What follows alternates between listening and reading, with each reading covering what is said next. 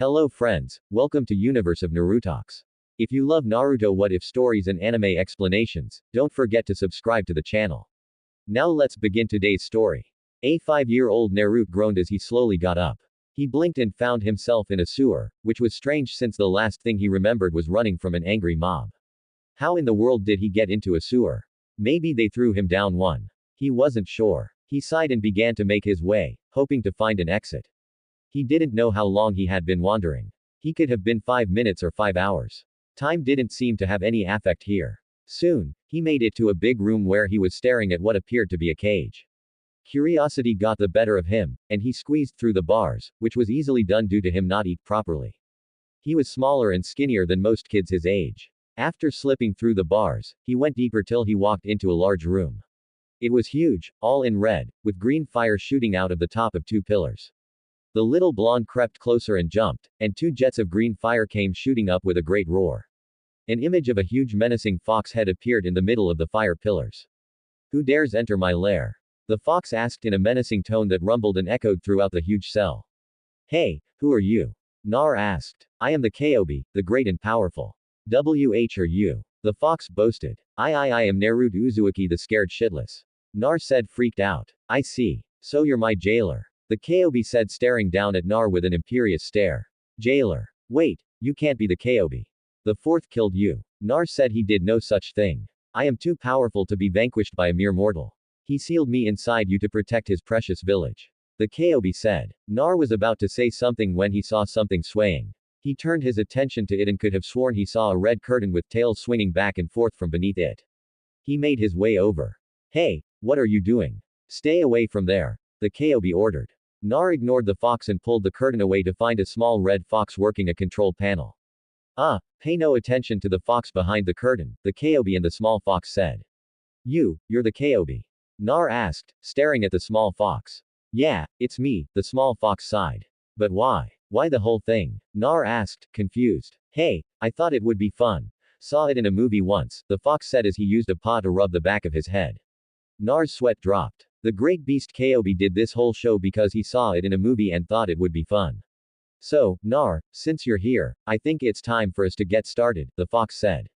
Okay, I'm first. Do you have a name? I mean, it can't be Kobe, can it? Nar asked. Yeah, you can call me Vulpix, the fox said. Vulpix. Nar said. Yep. Now, I was planning on doing this way later when I contact you, but I guess things got sped up. Vulpix said. What? Nar asked. Vulpix said nothing and then raised his tails, focusing his energy. Soon, a huge scroll appeared in front of Nar. Whoa, what is that? Nar asked, jumping back in surprise. This called a summoning scroll. Sign your name in blood here, Vulpix said after he unfurled the huge scroll and using a paw to show where to sign and how to.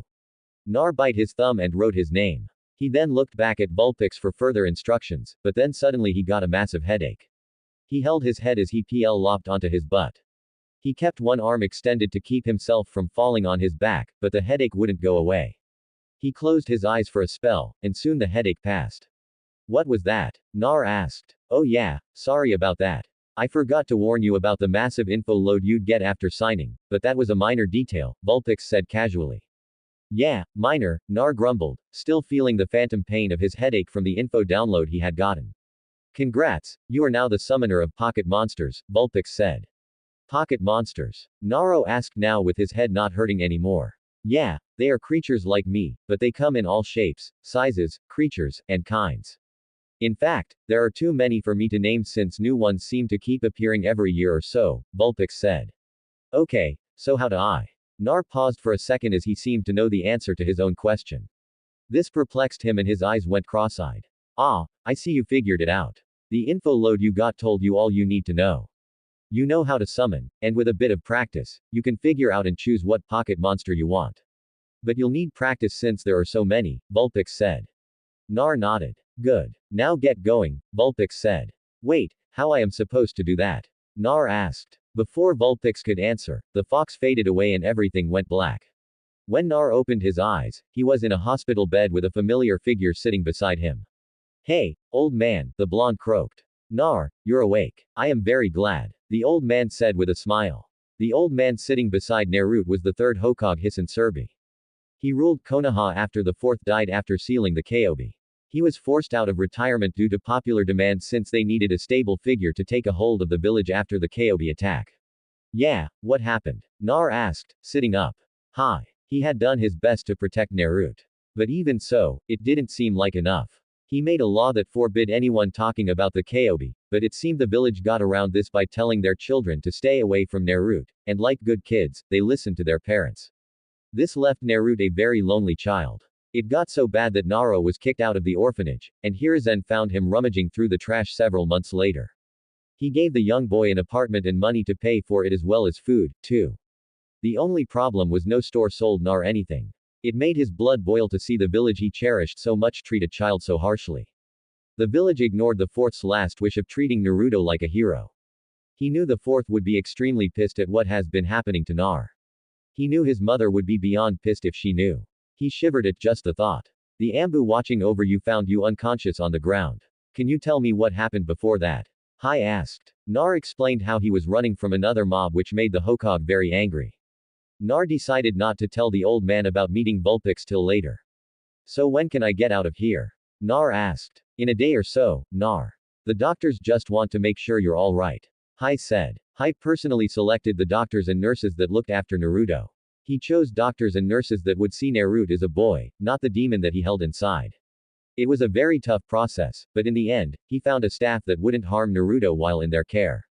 Scene break. 2 days later, Naruto was out of the hospital, and he raced to an abandoned training ground that wasn't in use anymore due to newer ones that have been made.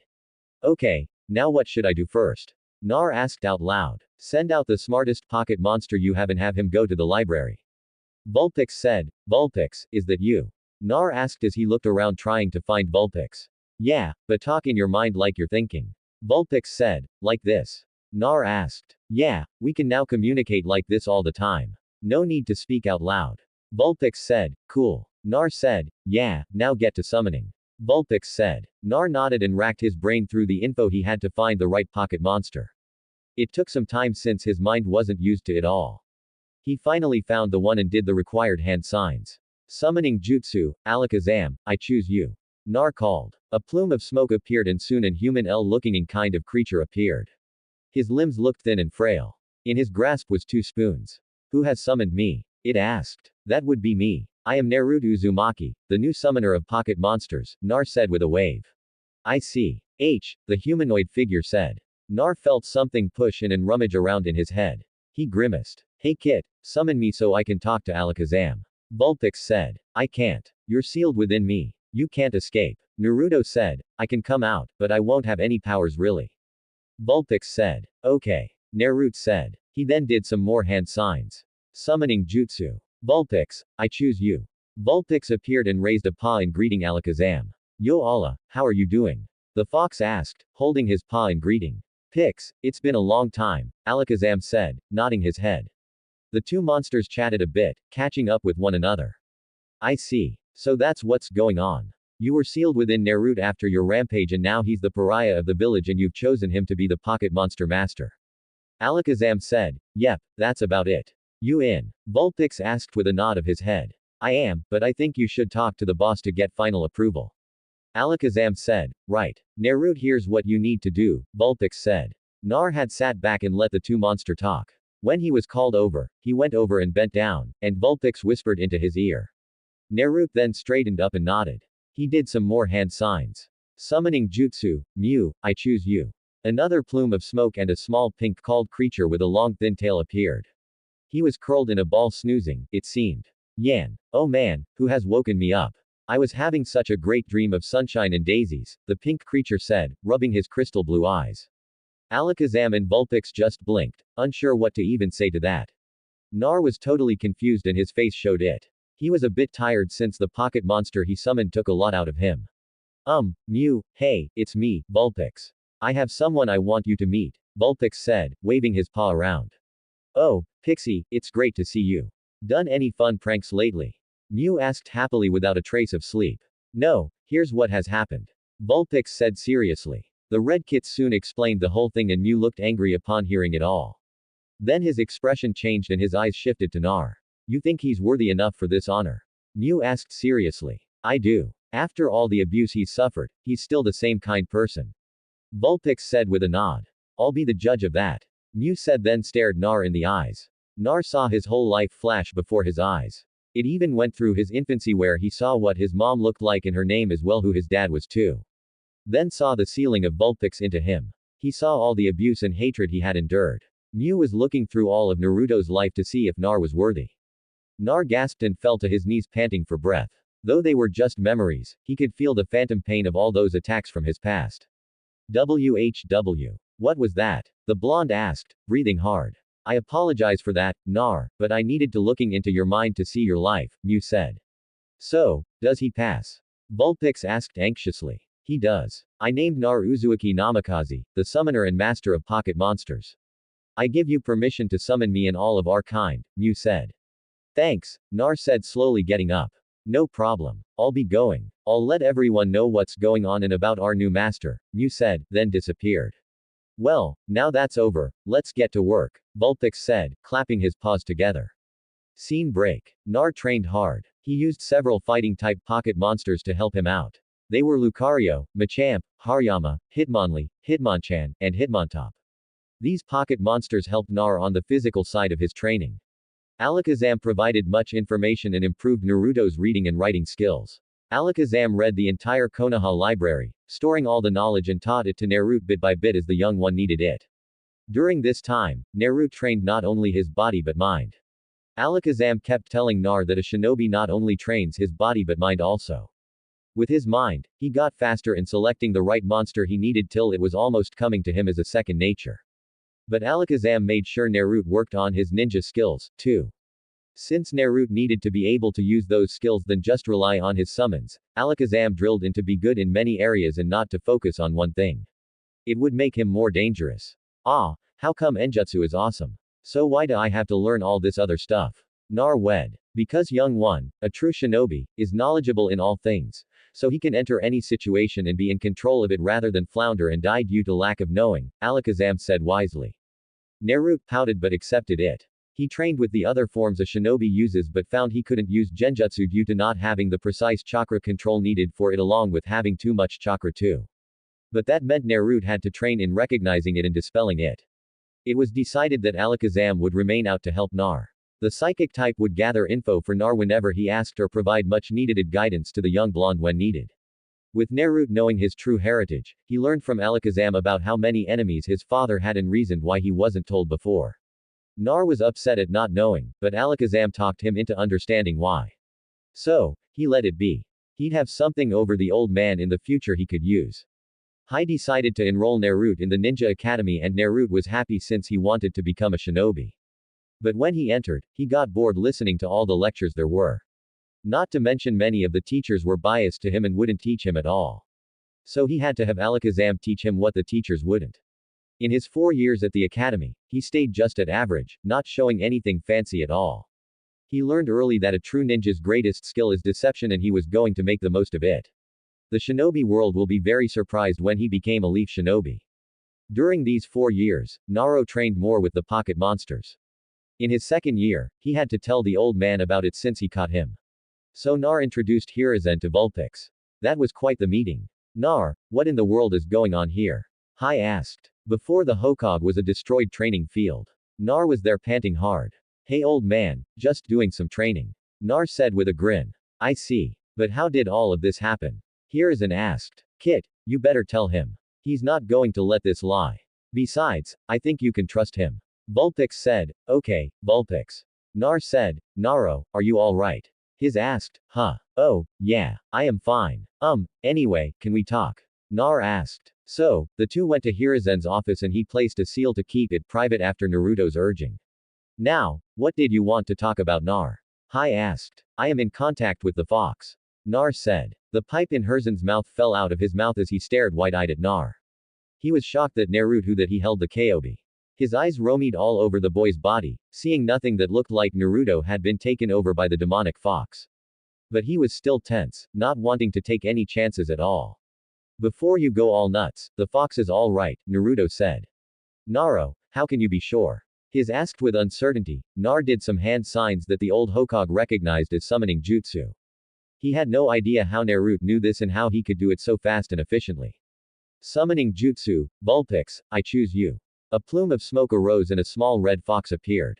Yo, name's Vulpixer, as you people call me, Caillou, the red fox said, raising his paw in greeting. Hai was tense as he saw the fox that almost wiped the village off the map.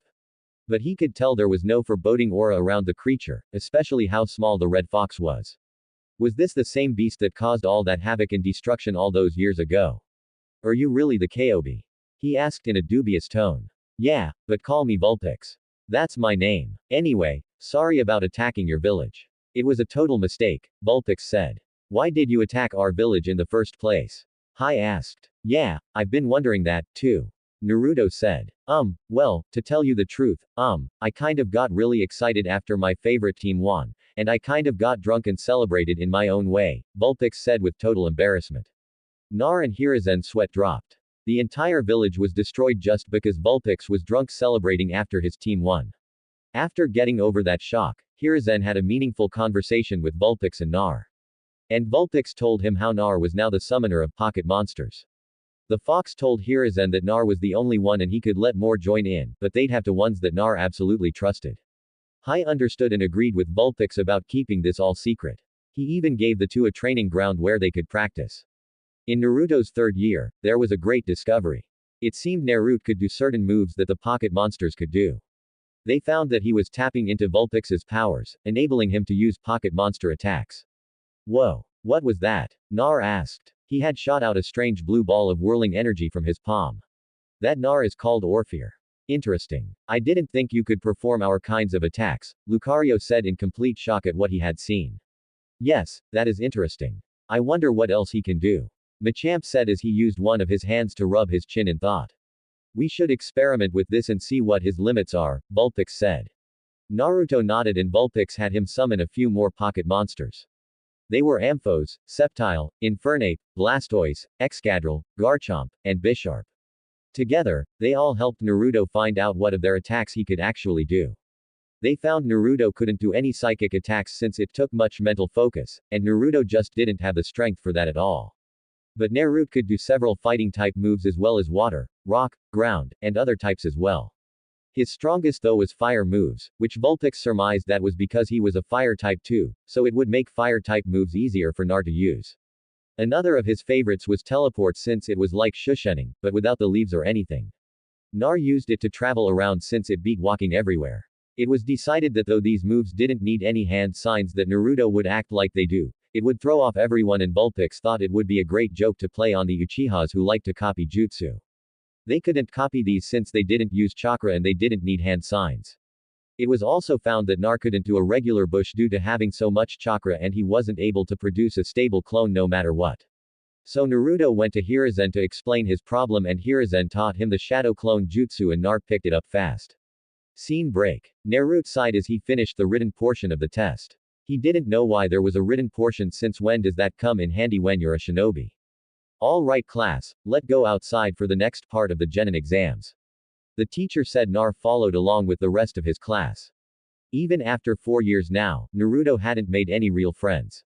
This was due to several factors. 1. Parents had warned their children not to hang around Naruto, plus the fact Naruto himself tended to be by himself most of the time.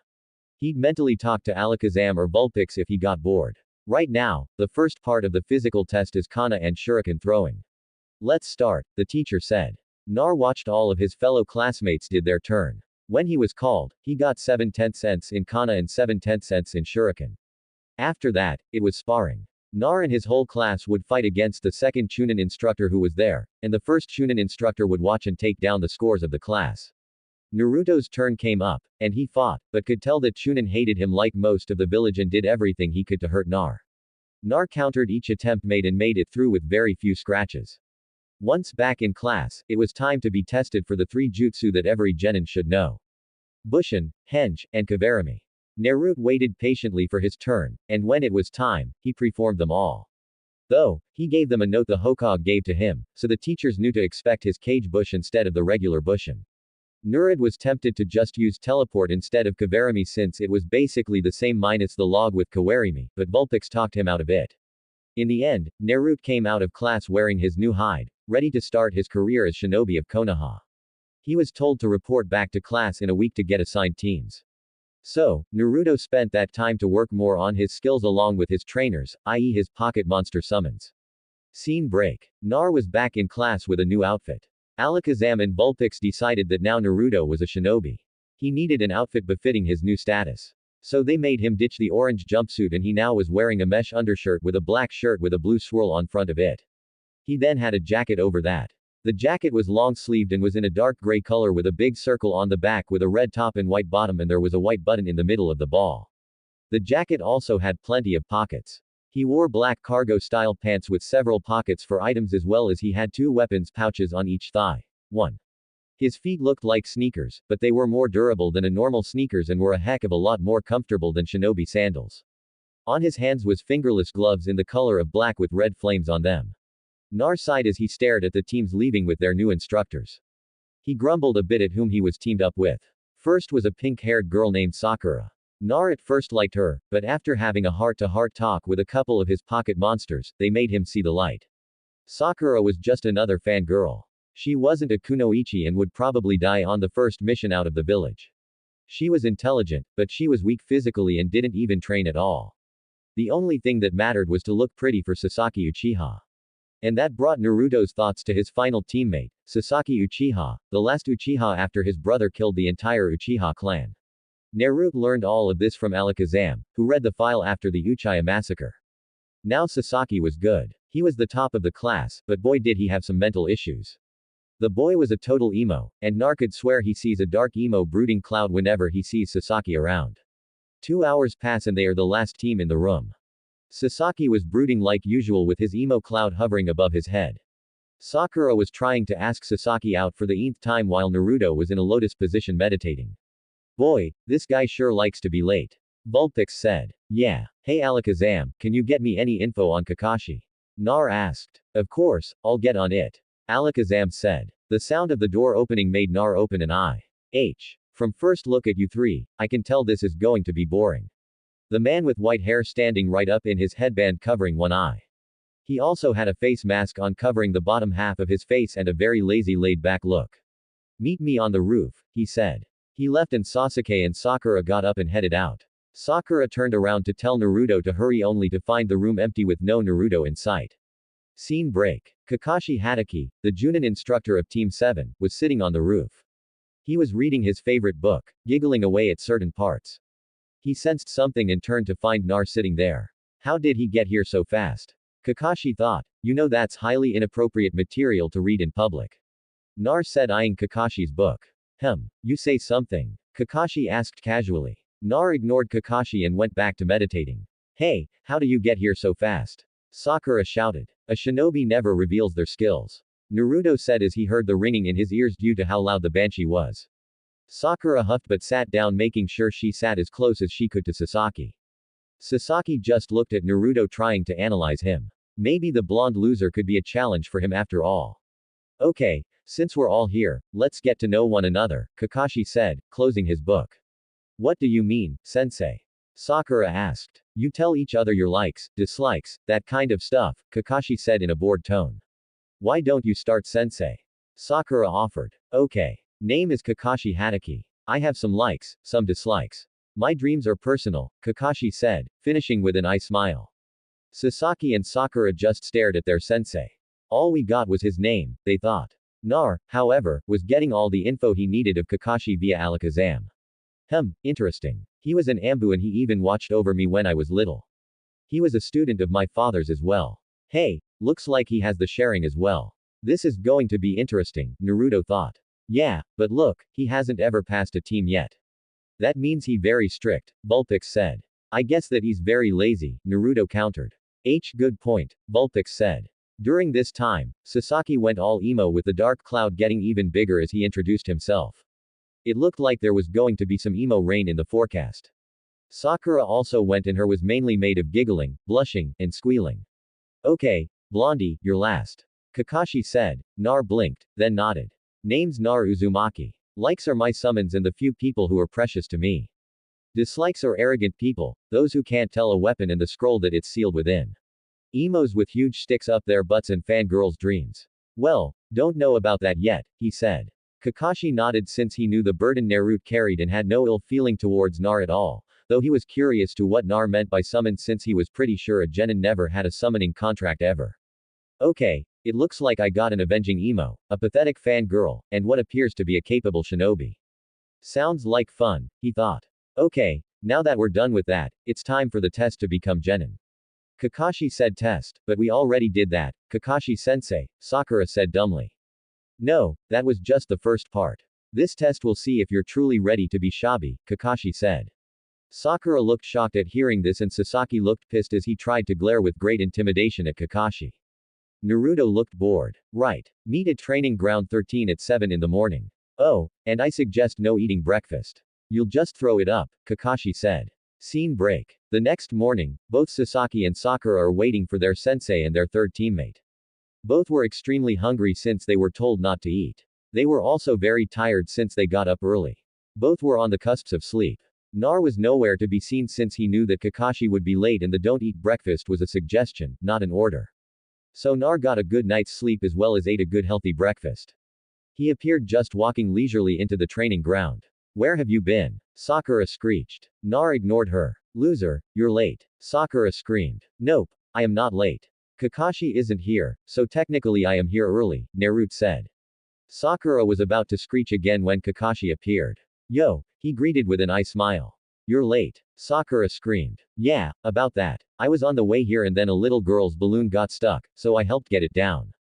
But there was a hive of bees and I had to run away from them because I agitated their nest when getting the balloon down. Kakashi said. Liar. Sakura shouted. So, I guess you're ready for the test. Kakashi asked, ignoring Sakura. Good. Well, here it is. He then held up 2 bells. Bells? Sakura questioned. Yep. You are to take them from me, Kakashi said with an eye smile. But there are only 2 of them, Sakura said. Right. That means only 2 of you can pass. The third goes back to the academy, Kakashi said. Sasaki narrowed his eyes. He had to get the bells. He had to so he could one step closer in killing him. He wasn't going to fail. He was going to get those bells. Sakura looked shocked upon learning this. Nar frowned. Something doesn't feel right about this. Vulpix, he thought. You're right, Kit. There has to be something else, something more going on, Vulpix said. You're both correct, but what it is, you must figure out. It is a test after all. Alakazam said. Naruto frowned mentally at this, but knew Alakazam would want him and not just provide all the answers. Because how do you learn anything if everything is handed to you? As for Vulpix, he had figured it out after thinking about for a bit.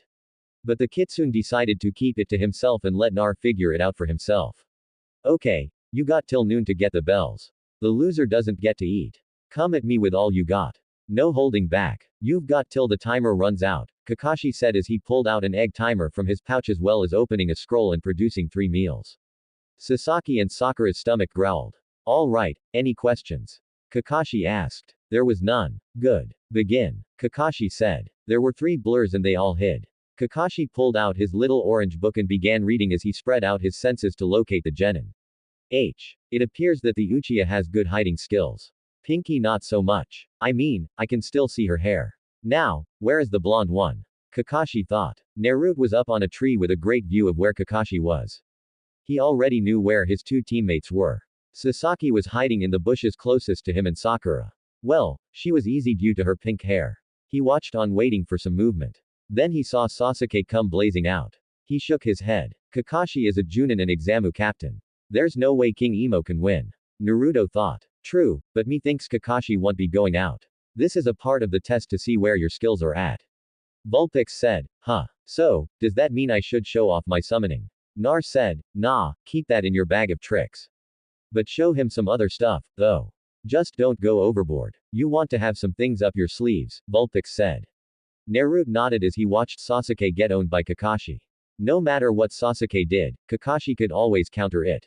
The Junin then disappeared after Sasaki shot out a fire jutsu. Then he saw Sasaki get buried till only his head was showing. It wasn't moments later when Naruto heard a piercing scream, meaning Sakura was taken out as well.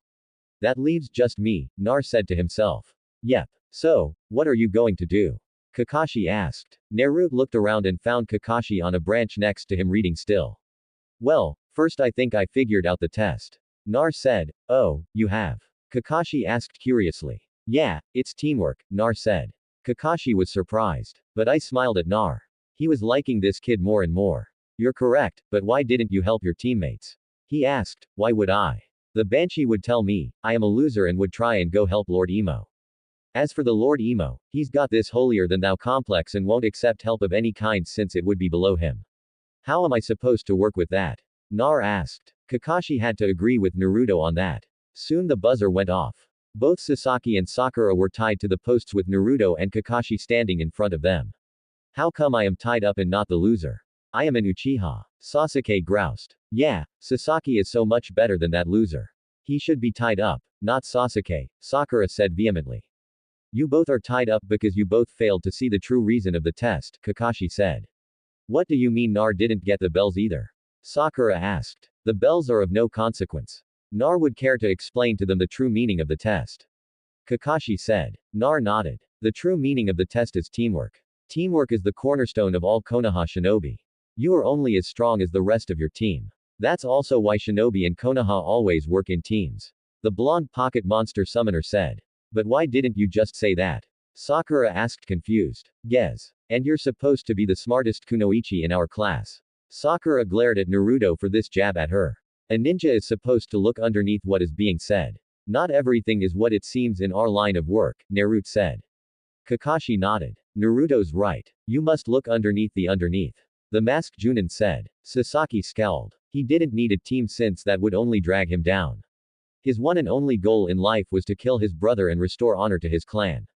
That was goal, his purpose in life. No one and nothing was going to stop him, as he internally raged about this and that the emo cloud over his head thundered and rumbled. Soon emo showers began to pour watering the emo's duck butt hair. Sakura bowed her head as she took in her sensei's words. I'm going to give you all one more chance. Nar, you can eat, but don't give any to Sasaki or Sakura.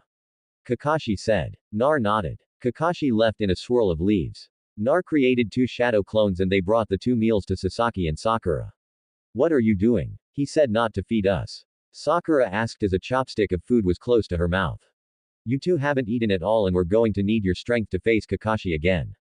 Naruto said as he ate his meal. Sasaki said nothing. He didn't like that he had to be fed, but since he was tied to the post, he couldn't do anything, so he allowed it. Sakura pouted, but began eating, too. A dark storm cloud emerged out of nowhere and Kakashi appeared out of a dust cloud. What did I just tell you? He shouted as lightning erupted in the background. Nar stood his ground while Sakura nearly wet herself while Sasaki just stared on without emotion. Though he was a bit scared at the Jun's behavior. I fed them because I'll need both of them to pass. I am good, but I'll need my team to even beat you. Nar said the loser is right. Sasuke grumbled. Sasaki is right, Sakura said. There was silence that held so much weight that it was almost suffocating. You pass, Kakashi said with his voice turning from thunderous to pleasant as the dark clouds disappeared and the sky turned back to pleasant. This stunned and confused Sasaki and Sakura. Kakashi then explained about being a team and the memorial stone that was not far from them. That all Konoha shinobi who had died are on the stone in a way of remembering them. He told them the code he lived by. Disobeying rules makes you trash, but abandoning your comrades makes you worse than trash. Nar took these words to heart and nodded. Great. Meet here tomorrow at 7. Bye. Kakashi said then shined away. Scene break. Nar was back on the training field he used and called out his summons. In a plume of smoke, a familiar red fox appeared. Yo, what you call me for? Vulpix asked. I was wondering if we can up my training some since I am now a genin. Nar said alright I think we can do that. Call out the trainers. Vulpix said as the fox rubbed his chin. Nar made the hand signs in plumes of smoke. Several pocket monsters appeared. Hey guys, ready to get working? Nar asked. Yeah, they all shouted. They began working till they heard someone coming. Naruto's trainers disappeared quickly and Naruto was left alone. Oh, I didn't know someone was here, the person said. Before, Nar was a girl maybe a year older than him. She wore baggy green pants and a pink sleeveless pink Chinese-style shirt, and her brown hair was done up in 2 buns on top of her head. She also had chocolate-colored eyes. Yeah, sorry, Naruto said as he just stared at the girl. Damn, the boy is releasing hormones at the sight of this girl. Hold on, there's something coming from her. Maybe I can use this, Vulpix thought. Hey, you okay? The girl asked worriedly. Huh, oh, yeah, sorry about that, Nar said as he rubbed the back of his head in embarrassment. He had never felt this kind of pull from anyone before. Okay, by the way, my name is Tenten. What's yours? The girl now revealed to be Tenten asked. Name is Naruto Uzumaki. Nar said. The two shook hands and they both felt a jolt race from their connected hands through their entire bodies. What was that? They both thought as they kept hold of each other's hands. Huh, interesting. Hey Nar, I think you found your first mate. Vulpix said. My first mate? What are you talking about? Nar asked. Well, you know that jolt you felt. Vulpix asked. Yeah, Nar said, yeah, well, before that, your body was sending off certain hormones, and I think they were trying to attract this Tenten girl, Vulpix said. But I'm too young to have a mate, and why her? I mean, I just met her, and what if she doesn't like me? Nar asked. Yes, calm down, boy. You and your mates will have a connection with each other, so there won't be any denying that you like one another. It's down to basic animal instinct, Vulpix said. Oh, okay. Wait, you said mates is in more than one. Nar shouted. Not so loud. And yeah, more than one. Not sure how many you'll have, but I can tell you you'll never have a cold bed ever again, Vulpix said, chuckling pervertedly. You're a pervert, Vulpix, Nar exclaimed, shocked at the revelation. Hey, I am not a pervert. I just enjoy the female form. Well, what I consider the female form, which is different to you, Vulpix said. Nar grumbled about having a pervert fox in his mind. Anyway, I am sending out the summoning scroll. Have her sign it and thus you will become mates, Vulpix said, ignoring Naruto's pervert ramblings. But why? Naruto asked. Just do it, Vulpix ordered. It didn't seem like any time had passed between Naruto and Tenten when Naruto and Vulpix had their talk. Nar let go of Tenten's hand. Then the summoning scroll appeared. Sign this, Naruto said. Tenten blinked as she was still trying to figure out what that jolt she had felt was. Now this boy wanted her to sign something. What was going on here? Hold on. I am not signing anything unless I know what's going on. Tenten said firmly. It's a special summoning contract. Nar said this got Tenten interested since she had never thought she would ever see a summoning contract, let alone sign one. She signed it. Then a painful rush of information hit her and she fell on her butt, clutching her head as it throbbed with new information. Yeah, that happens, Naruto said. You could have warned me, Tenten grumbled. Naruto shrugged. So what is that? I can somewhat. What the heck are pocket monsters? Tenten asked totally confused. To answer that, I think you'll need some help, Nar said. Then did some hand signs. Summoning jutsu, Vulpix, I choose you. A plume of smoke. Then Vulpix appeared. Yo, the fox greeted as he raised his paw. Tenten felt an urge that she had never felt before. This urge bubbled within her, and before she could stop herself, she dashed forward and began squeezing the life out of Vulpix. Kawaii, she squealed in such girly fashion. Nar stood there unsure what to do as he watched Vulpix get the life squeezed from it. Oh god, life passing before eyes seeing white light so pretty. Vulpix gasped out. Tenten hugged, squeezed, and cuddled Vulpix like a plushy toy. Tenten, Naruto said. This broke Tenten's happy joy zone she was in, and she dropped back to reality. She let go of Vulpix and stepped away. Sorry, she said with bright cheeks due from utter embarrassment in acting like a typical girl, which she had always claimed she wasn't. Vulpix was lying on the ground, gasping for breath, trying to suck as much air into his lungs as he could. Air, sweet, sweet air. I missed you, my lovely mistress. Never leave me again, he said. Tenten and Naruto stared down at Vulpix, not sure what to say. Soon, Vulpix recovered and sat up. Okay, first as you might have not figured out, my name is Vulpix. I am a pocket monster. Now, just what is a pocket monster? A pocket monster are creatures that come in all shapes, sizes, colors, and species. Some look like animals and some don't, but they are all special in their own way, Vulpix said. Special? Tenten asked. Observe, Vulpix said. He then turned and eyed the post that was before him. Flamethrower. A stream of flame came out of Vulpix's mouth, hitting the post, setting it on fire. Now, it was found that Vulpix could use his pocket monster attacks since they weren't linked to his powers as Kobe. Tenten was amazed seeing this. Nar did some random hand signs. Water pulse. A blob of water shot out of Naruto's mouth at high speed. It hit the burning fire, extinguishing the flames. Tenten was shocked seeing this. She had never seen anything like it. These moves require no chakra at all, Vulpix said. And I get to summon them, Tenten asked. Well, no. You summon a certain type. Please think of one to summon and then do the hand signs and summon it and we'll see what type you can summon. Vulpix said. Naruto showed Tenten the hand signs needed. And Tenten thought long and hard since this was her first, and it took a while for her to sort through all that was there. Once picking one, she did the hand signs. Summoning Jutsu Scizor, I choose you. A plume of smoke arose. Then it revealed a tall bug-like looking creature appeared. It was red all over with black coloring, too, and it shined in the sun like highly polished steel. It had yellow eyes and oblong-shaped claws at the end of each arm. It also had 4 wings on its back. Who has summoned me? Scizor asked. Yo, Sizzy, been a while. How goes the clawing business? Vulpix asked. Pix, it's good to see you. Did you ask Naruto to summon me? Scizor asked. Nope. It was your new summoner and Naruto's first mate. Vulpix said, pointing to Tenten. Scizor turned to Tenten and she gulped as she stared into those yellow eyes. She could feel the pocket monster looking inside her very soul, but as quickly as it entered, it vanished from her. I see. My name is Scizor. You are my new summoner. All steel-type pocket monsters shall obey your command, Scizor said, kneeling on one knee.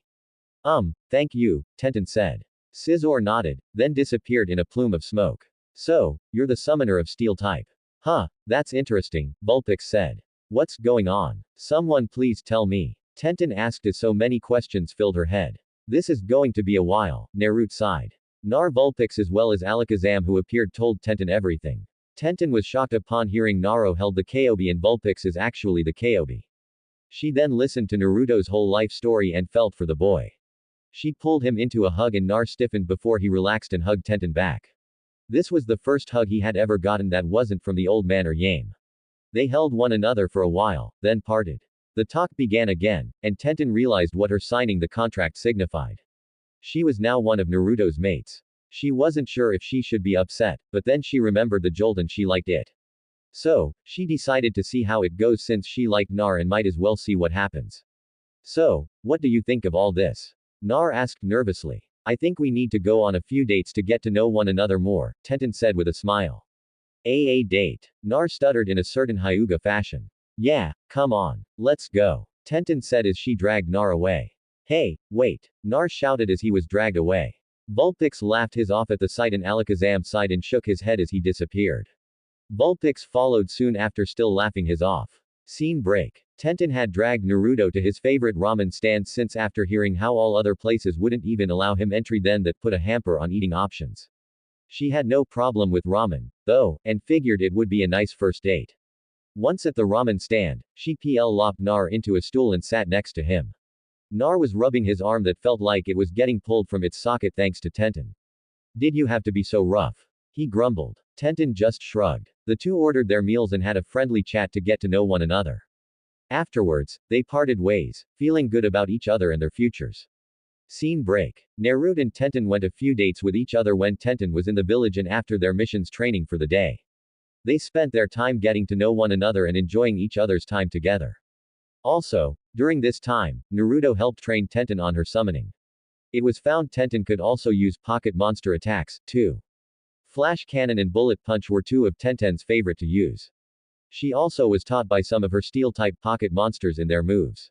She also learned Teleport and Transform, which she loved since they were a lot better than Henge and she didn't know Shanhen, so this was a fun better one. Scizor became a great sparring partner for Tenten. Scizor also became Tenten's most used summons, too. Alakazam decided to help out and with permission from Scizor, the psychic pocket monster, created a mental link between himself and Tenten so they could communicate. This also gave Tenten a link to Naruto, too. So, the two could talk with each other without being around one another. This would help them in the long run. It was disconcerting for Tenten for the first couple days. She wasn't used to hearing voices in her head. Plus, the two had to find boundaries. It took some time to create those mental walls to keep certain thoughts from each other.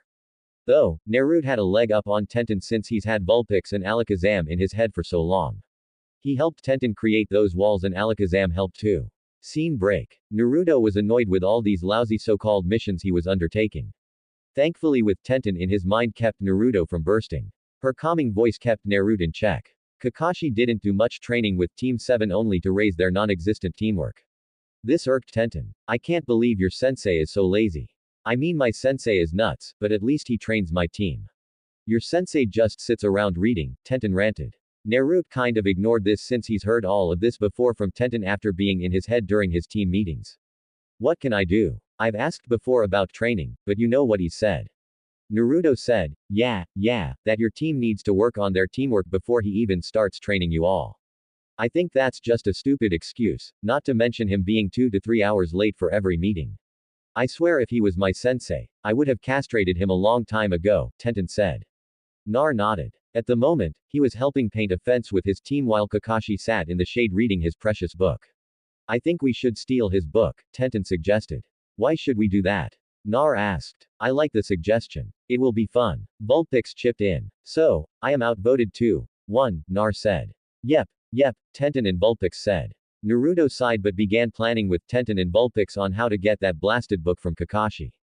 Scene break. Kakashi was walking down the street enjoying a day off. He told his team that they were working hard and they needed a day off. He just wanted to have a day to read his Ika in peace without any interruption.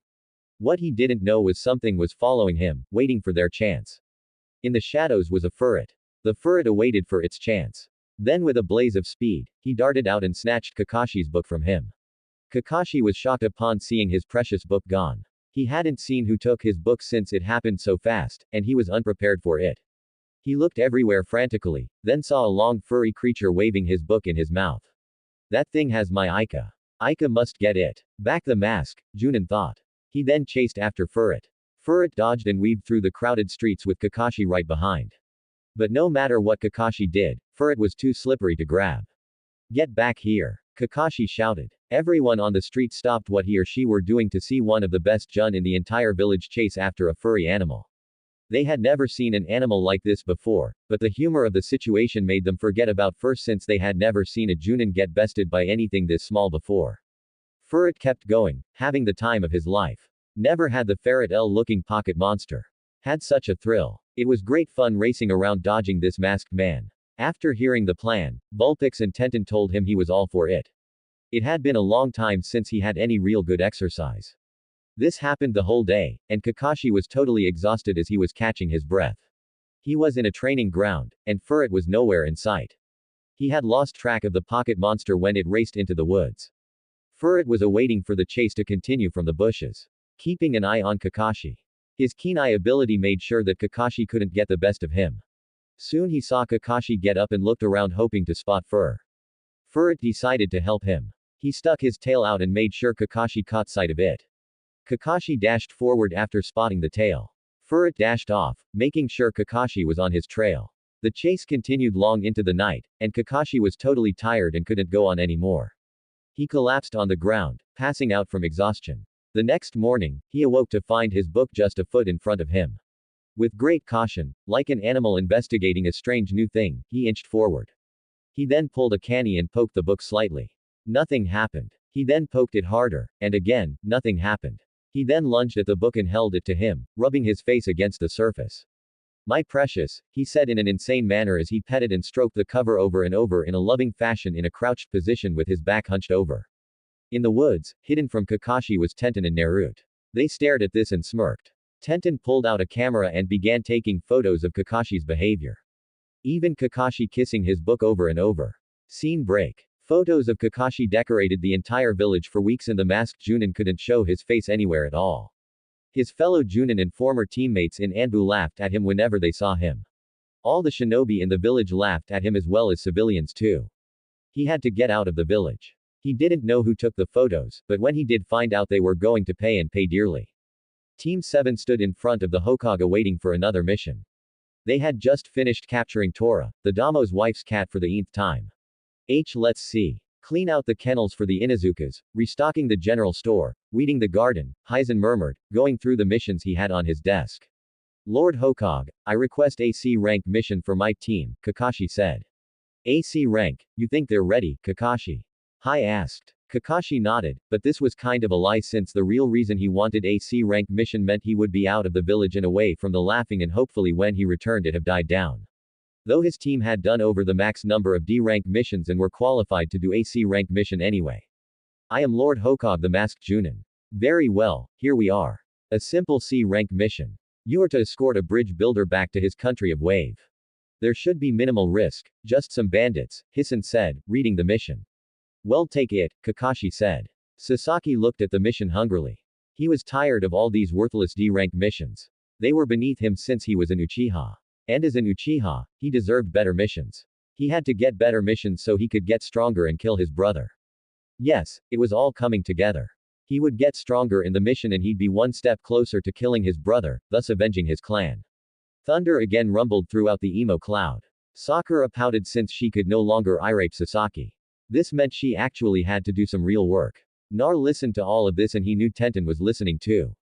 You better be careful, Nar. This is your first mission out of the village and you never know what can happen. Tenten said. I know, Tenten. I know. Naruto said. The team met their client named Suna, a bridge builder who was drunk. These are the ninjas that are going to protect me. They look too wet behind the ears to do anything. The duck butt-haired boy looks like he rather cut himself. And what the hell is with that huge dark emo cloud above him? And who is that? A girl or a boy? I can't tell at all. The blonde looks like the only decent L-looking, Suna slurred. Sasaki was pissed and was about to charge at the bridge builder, but Kakashi stopped him. Sakura looked shocked and annoyed at Suna. I am girl, she shrieked. Could have fooled me. You've got the flattest chest I've ever seen in my entire life, Suna said. Tenten and Vulpix was roaring with laughter inside hearing Tuna talk about Sakura. Nar just smirked. Team pack what you need for the mission and report at the gate at 8 in the morning. Kakashi said. Scene break. Tenten helped Naruto pack that night and told him all he should be on the look for using all of her experience she had from her C-rank missions she had been on. Nar listened to it knowing Tenten knew what she was talking about that night. Tenten stayed over after dinner. She and Nar shared his bed since they were that comfortable with each other to do such a thing.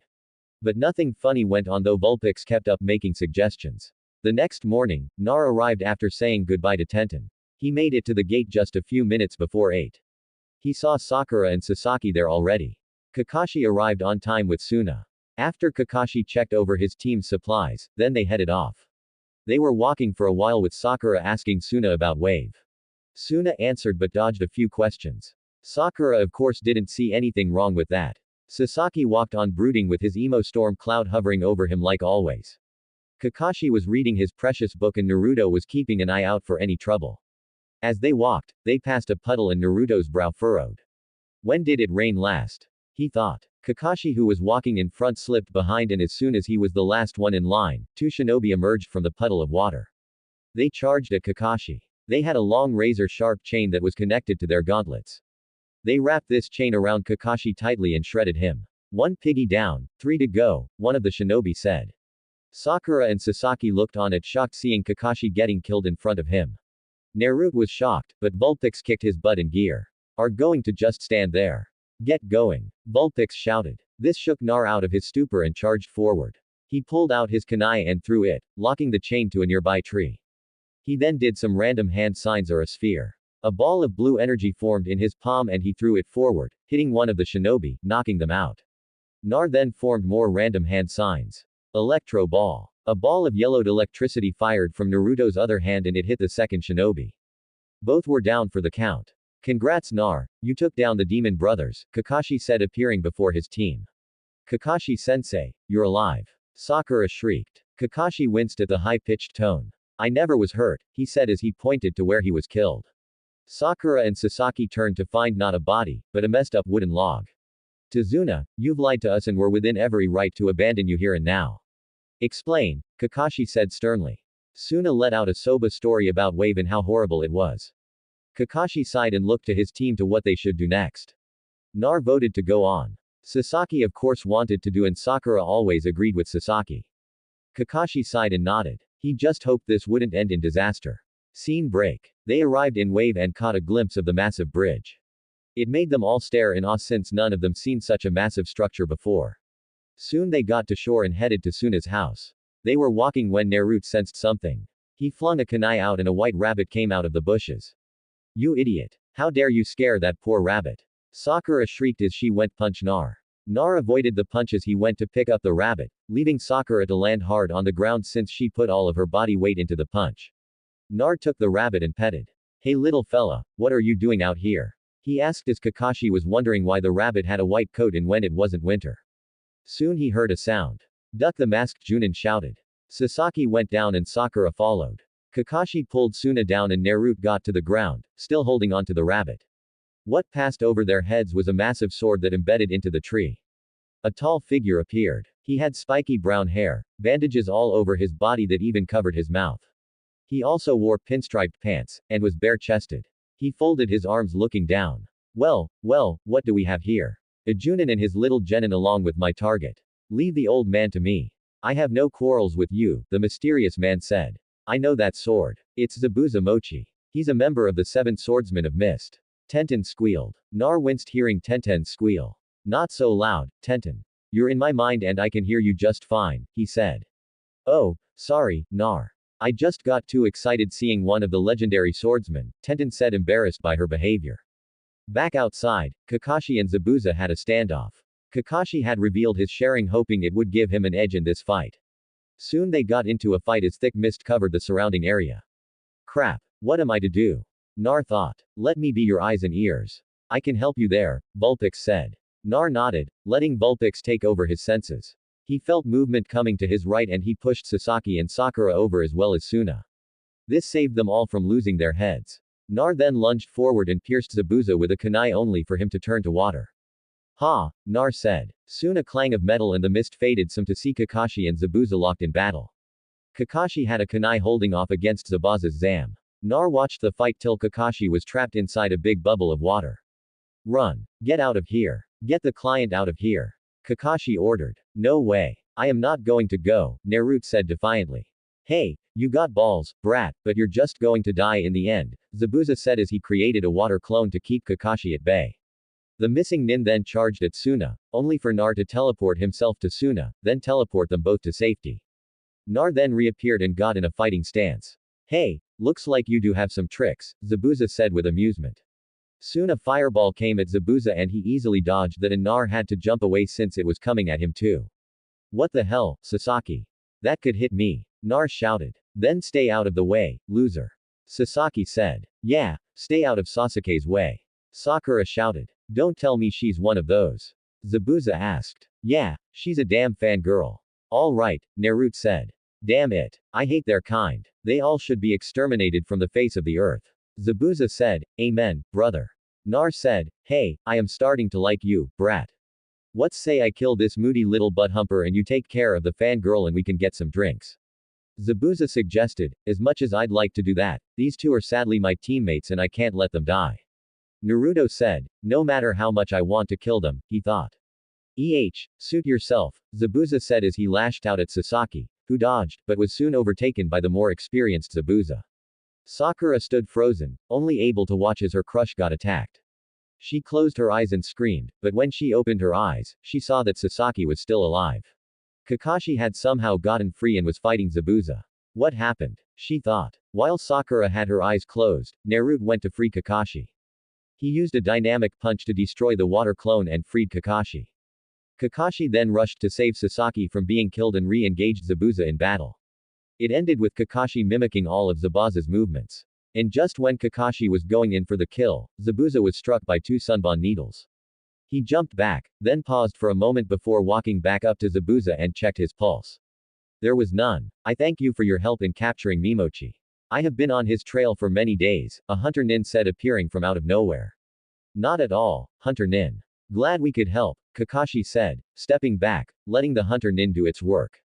The Hunter Nin took Zabuza's body and vanished. Team 7 made it to Suna's home. Nar carried Kakashi with the aid of his shadow clones. Kakashi had exhausted himself using his sharing gunnin against Zabuza. Sasaki walked there under his own steam, though Sakura pestered him the whole way, wanting to know if he was alright. They were greeted by Tsunami, who was Suna's daughter and also Suna's grandson, a moody little boy named Inari. Kakashi was placed in a room to rest while the others relaxed. Nar sat down to think about all that happened. Naro, Zabuza isn't dead, Tenten said after she had looked into Naruto's memories of the fight that he allowed her access to. What? But I saw his body. He was taken away by a hunter nin. Naruto said. Yes, but hunter nins cut the heads of their targets and burns their bodies so no other village can discover its secrets. Tenten said. Right, and this hunter nin didn't do that. Naruto said. Exactly. Also, the weapon the hunter nin used. Senbon needles aren't something a hunter nin would use. Tenten said. What do you mean? Nar asked. Tenten went on to explain that Senbon needles could be deadly, but only in the hands of someone who knows the human anatomy, and that if a person had that kind of knowledge, then they could fake someone's death just as easily as to actually kill a person. Nar understood now and was also very worried, too.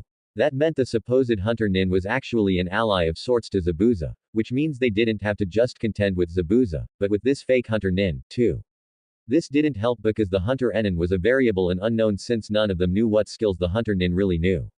It was some time later that Kakashi awoke and he came downstairs using crutches. He told his worried students that he was suffering chakra exhaustion and it would take some time for him to recover. He then got down to business. Zabuza isn't dead. The masked Junin said, what? But Kakashi-sensei, we saw his body and you checked him. Sakura rewinded. I did check him, but there are ways to fake death. Plus, what is the mode of operation of a Hunter Nin? Kakashi asked. Oh. To cut the head of their target and then burn the body. Sakura said, correct. What did this Hunter Nin do? Kakashi asked. They didn't cut off the head. Sakura said with wide eyes. Correct. So that means Zabuza is most likely alive and will strike again. Kakashi said. Don't you think you're overthinking this? Suna asked worriedly. No, we're ninjas and we are supposed to look underneath the underneath. Kakashi said. What do we do? Kakashi-sensei. Sakura asked fearfully. Kakashi looked to his students. He saw Sasaki had a hungry look on his face. Either that or he was constipated. He couldn't tell one from the other when it came to Sasake's face. Sakura was completely and absolutely scared and Naruto looked calm like he knew this already. I'll be training you all tomorrow, he said. Scene break. In the woods the next day, the three genin stood waiting for Kakashi to begin teaching them something. This better be worth it, Tenten said in Naruto's mind. Right. I'll be teaching you how to climb trees, Kakashi said. That's it, Tenten shouted. Nar winced hearing Tenten's shout in his head. Then heard her begin ranting and raving about learning something that should have been taught within the first weeks of being a genin. And this one-eyed reading Junin was probably the laziest guy on the face of the planet and probably read those books since he couldn't get late or something. Nar of course missed Sakura telling Kakashi that they already knew how to climb trees. You'll be climbing without the use of your arms or legs. Sakura, you can only use chakra, Kakashi said. He then showed them by first forming a ram hand sign, then proceed to walk up the tree, then onto a limb. So he was upside down. He gave them all an eye smile. Sakura looked up in awe. Sasaki indifference and Naruto with boredom. Here, use these kunai to mark your position. Kakashi said as he threw 3 kunai at the feet of the genin. They took them and began. Nar took a deep breath and concentrated his chakra with the help of Vulpix. He then slowly made his way walking up the tree going at a slow even pace. Kakashi watched this, amazed by how a genin could get it on the first try. Nar reached the top and looked at Kakashi. What's next? He asked. Sasaki glared at Nar as he was still trying to even get up the tree. How could a loser like Nar get to the top of the tree so easily while he couldn't? His dark emo cloud overhead turned even darker as thunder began to sound and rain began to pour, drenching his duck butt hair. Sakura had reached the top, but was plain tired. When she saw Naruto up top too, she was shocked. Her Sasaki should be on top with her, not this loser. Great job, Nar. Do you know the water walking exercise? Kakashi asked. Nar nodded since Tenten could help him out if he had any trouble with it. Well, then I have nothing to teach you till the others catch up. Kakashi said. Nar frowned, then leapt down from the tree. Then I'll go train on my own since I can't find any help anywhere else, he said walking away. Kakashi frowned seeing this but then turned to Sakura and Sasuke to help them. Scene break. Naruto got away from his team and they performed some hand signs. Summoning jutsu. I choose you ferret. A big plume of smoke appeared and several ferrets appeared. What's your orders, Nar? The lead ferret asked. I need you and your friends keep an eye out for my team and if they get too close then let me know. Got it? Nar asked. The ferret nodded and they all spread out on watch posts. Nar then performed more hand signs to summon other pocket monsters so he could train some more. Scene break. Meanwhile, back in Konoha was having fun training with her pocket monsters. She had gotten down most of the basics and was getting the advanced ones. That's until she performed an attack that shocked Excadrill that was there. She copied Naruto's tactic in doing random hand signs that means nothing, as she called out her attack. When she did her hand signs, a huge drill came out, decimating the rock Tenten was aiming at. Whoa, Tenten exclaimed, seeing the damage she had done. Hold on, that move is drill run, the pocket monster Excadrill said in shock. Drill what? Tenten asked. Drill run. That move is a ground type move. It appears you are a dual type summoner, Excadrill said. A dual type summoner? Tenten asked. Yes, that means not only can you summon 2 types of pocket monsters, but also use their moves, too. Excadrill said. What are they? Tenten asked. Steel and ground. Excadrill said. Like you are, Tenten asked. Excadrill nodded. Scene break. Back in Wave. Naruto was working hard when he can. He'd also have to take turns guarding Suna while Sasaki kept trying to master tree walking and Sakura was working on raising her chakra reserves since she had very small ones. It was quite boring for Naruto since he had nothing really to do. He talked to Tenten and Tenten informed him of her dual type. This shocked Naruto and Vulpix was surprised too. Well, Kit, when you pick a mate, you can pick a mate, Vulpix said. I guess Nar said. Today, Naruto was resting, taking a break from training, and he didn't have to watch Suna at the bridge since the bridge builder gave his workers a day off. That's when he heard a noise. He pulled out a kunai to see what appeared to be a girl in a kimono. Again, Naruto's hormones went into overdrive. Another one. Boy, this kid works fast. Vulpix thought. Oh, I am sorry. I didn't think anyone would be here, the girl said. That's all right. What are you doing here? Nar asked. I'm picking herbs. A friend of mine is hurt, the girl said holding up the basket she was carrying. Can I help you? Nar offered. Sure, the girl said. Great. My name is Nar, Nar said with a smile. My name is Haku, the girl said, returning the smile with one of her own. The two worked silently till Haku broke the quiet. Are you a ninja? She asked. I am, Nar said. Why? Why did you become a ninja? Haku asked. Naruto paused and thought long and hard on that answer. Before it was to be noticed, recognized. Now it was to protect those who were precious to him. Well, he always wanted to protect those close to him, even if their number was very little, but it seemed to be growing as of late. I became a ninja to be able to protect my precious people, he said. Haku smiled. That is a good answer, she said. Naruto went to put some herbs he picked into the basket and Haku was doing the same. Their hands touched when they both moved to place some herbs in the basket at the same time. A jolt went through both of them from where they touched. Nar knew what it was, but it startled Haku greatly. Kid better get to it. Here's maid number 2 Vulpix thought watching the whole thing. Nar sighed and the pocket monster summoning scroll appeared. Sign this please, he said. What is it? Haku asked, still trying to understand the jolt that had gone through her. It's a summoning contract, Nar said. Haku was hesitant, but signed it. She felt a rush of information hit her, and she fell on her butt, grabbing her head as it throbbed slightly. Yeah, that happens, Naruto said. You could have warned me, Haku grumbled. Naruto shrugged and waited for Haku's headache to pass. He then did the hand signs, summoning jutsu. Vulpix, I choose you. Vulpix appeared in a plume of smoke. Yo, he greeted. Haku felt something well up inside her that she had never felt before. She moved quickly and began hugging the life out of Vulpix. Kawaii, not again. Pretty white, light, has returned. Vulpix gasped out. Haku hugged and squeezed Vulpix as she twisted her body back and forth, nuzzling Vulpix's soft fur with her face. She was humming with happiness. Now, why didn't I think of that? Tenten said as she saw the whole thing from Naruto's mind. It was found that both Naruto could open his mind enough for Tenten to see what he sees and the same for Tenten. They rarely used this since it gave them a headache since it was odd seeing from another's point of view, but it helped too since it could be hard to explain some things. Nar's sweat dropped at seeing the sight. Soon, Haku let Vulpix go, and he was on the ground sucking as much air as he could, while Haku looked embarrassed for her behavior. Sweet mistress of air, I've returned to inhale your sweet nectar, Vulpix said, lying on the ground. When Vulpix recovered, they told Haku everything and how Naruto already had one maid, and she'd be joining her and most likely more to come in the future. Nar wasn't pleased about the more part. Haku was shocked hearing this all. What also happened was Alakazam created a link to connect her mind with Naruto and Tenten's minds. Naruto's mindscape. The three were now in Naruto's mind since it was the central hub. Vulpix was there, but let the three get to know each other. Hey, great to have you. My name is Tenten. Tenten greeted. Hi, I'm Haku.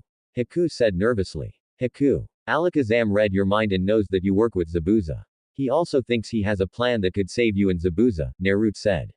Haku gulped. Since becoming one of Naruto's mates, her brain changed. No longer she thought of herself as a Zabuza's tool, but she wasn't sure who she was now. That she'd have to find out for herself. So, what's the plan? Tenten asked curiously. Nar explained the plan, and the two girls liked it. After that, they traded stories of their upbringing and stuff. Thankfully, whatever took place in Naruto's mind was only seconds in the real world. So, they all got to know each other very well without a time constraint. They found that they were all orphans at one point or another. This connected them together. Nar and Haku shared much of the same history with each other with being alone and such. They bonded over that. Tenten was happy to have a girl who was serious about being a kunoichi since none of the other girls Tenten knew was like that. Haku was glad to be around another girl since she was used to being around Zabuza mostly. So, this was a nice change. After a while, they all said their goodbyes knowing they were only a thought away from each other. Back outside. Okay, I think the next thing we need to do is know what type of summoner you'll be, Naruto said. Vulpix was out again, too, and awaiting with Naruto to see what Haku's type would be. Haku did the hand signs as a pocket monster came to mind. Summoning Jutsu, Dwang, I choose you. A plume of smoke arose, and then a seal-like creature emerged. It yawned, then looked around. A Pix, it's great to see you, she said. Hey, do. Good to see you, too. I'd like you to meet Haku, one of Naruto's mates. She's the one that summoned you, Vulpix said. Dugong looked at Haku intensely, and Haku felt Dwang was looking into her very soul.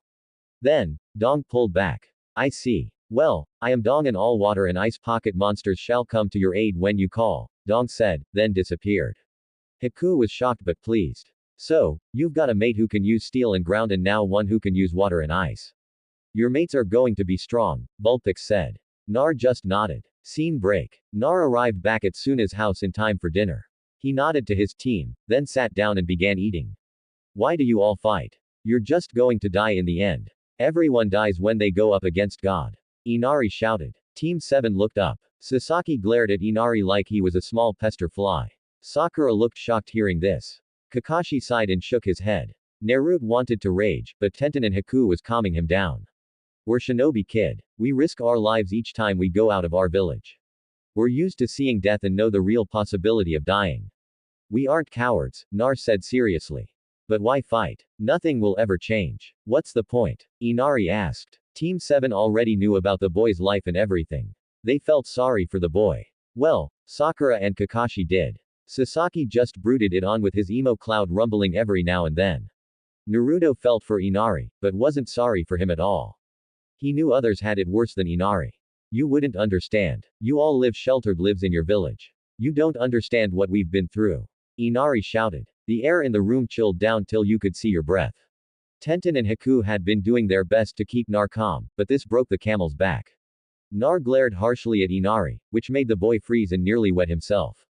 I don't know. Hardship, huh? Funny since my whole life has been one big hell since I was born. Really. I grew up with no parents. I was kicked out of the orphanage. I lived on the streets only eating what scraps I could find. When I did get a place to live, it was so run down that it shouldn't be livable. Even then, I had not much to live on. I was shunned, spat on, given dirty looks, beaten up by mobs of people. I had no friends since their parents kept them away from me. I was utterly and totally alone. But I never wed, never complained about it since I knew that that wouldn't get me anywhere. So boohoo for you, but tough, there are others who have had it worse than you, Nar said in a cold voice, then left the table. The air in the room turned back to normal as soon as Nar left. Everyone at the table was shocked hearing Naruto's words. Kakashi-sensei, was Naruto's life like that? Sakura asked in a small voice. Kakashi sighed as he closed his eye. Yes, it was Sakura. Worse than what Nar had said it was, he said as he remembered all the times he watched over the blonde when he was younger. The silence reigned through the rest of the meal. Scene break. Nar was letting out his rage as he performed attack after attack. When he was done, the entire around his was decimated. He laid on the ground and fell asleep.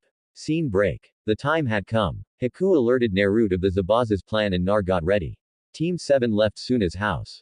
Though Naruto left a few pocket monsters to watch the place just in case. When Team 7 arrived on the bridge, they found bridge workers on the ground. Sakura squealed in terror, which got on everyone's nerves. Nar went over and checked one of the workers. They aren't dead, he said. This calmed Suna a lot. Soon mist came rolling in. Showtime, Nar said. Well, Kakashi and his BRZ are here. Zabuza called out. It seems you're here too, Zabuza and your partner also. Kakashi said. By Zabuza's side was Haku with her Hunter Nin mask on. Remember Haku. Follow the plan and everything should all right. Naruto said. Yes, Naruto. Haku said. Soon it began with Zabuza creating water clones and Sasaki leapt in to take them all out. Sakura squealed with joy watching her Sasaki fight. Kakashi and Zabuza dashed towards one another and began fighting. The plan was Nar taking on Haku, but Sasaki in all of his emo glory rushed in and began attacking Haku. Why face that loser when you can face me? And Uchiha, the arrogant Sasaki said. Haku paused. Is he serious? She asked. Yes, sadly he is. Naruto sighed. Haku trapped Sasaki into her demonic ice mirrors created from the leftover water on the ground and took the emo down easily by hurling sunbond needles without mercy till there was an emo pincushion. Then her final strike was throwing her last needles into Sasake's neck like she had with Zabuza before. Her mirrors then disappeared. She had told Nar what she was doing beforehand, and Nar agreed with her. Best to get rid of the nuisance before it could be a real problem. He was too easy to defeat. Arrogance was his downfall, Haku said, sticking to her character. Well, since Sasaki couldn't do a thing, then it's up to me, Naruto said. What? What can a loser like you do when my precious Sasaki could do nothing? Sakura wailed. Haku threw some S-bond needles hitting Sakura in the neck and she collapsed in a heap. This freaked out Suna since his guard was down for the count. Haku eased the bridge builder's nerves a little. I only did that to shut her up. Her banshee shrieking was getting on my nerves, she said. Tuna nodded in total agreement with that and even thanked Haku for shutting Sakura up. Shall we get started? Nar Haku asked. Yeah, we should Haku. Nar said with a nod. Scene break. Meanwhile, Kakashi and Zabuza were clashing over and over again. Kunai against Zanbat. Admit it, Kakashi. You're no match for me and those little genin of yours are out of their league when facing Haku. Zabuza said, I wouldn't count on that, Zabuza. Sasaki is the last of the Uchiha clan. Sakura is the top kunoichi of her class and Naruto is our wild card. Kakashi said they kept going till Kakashi was about to run Zabuza through with a ball of pure lightning but he was stopped. Yo Kakashi we're finished. Naruto called. This shocked both Kakashi and Zabuza. The mist cleared and they saw an unconscious Sakura and an unconscious pin-cushioned Sasaki while Naruto and Haku were sitting having tea with Suna.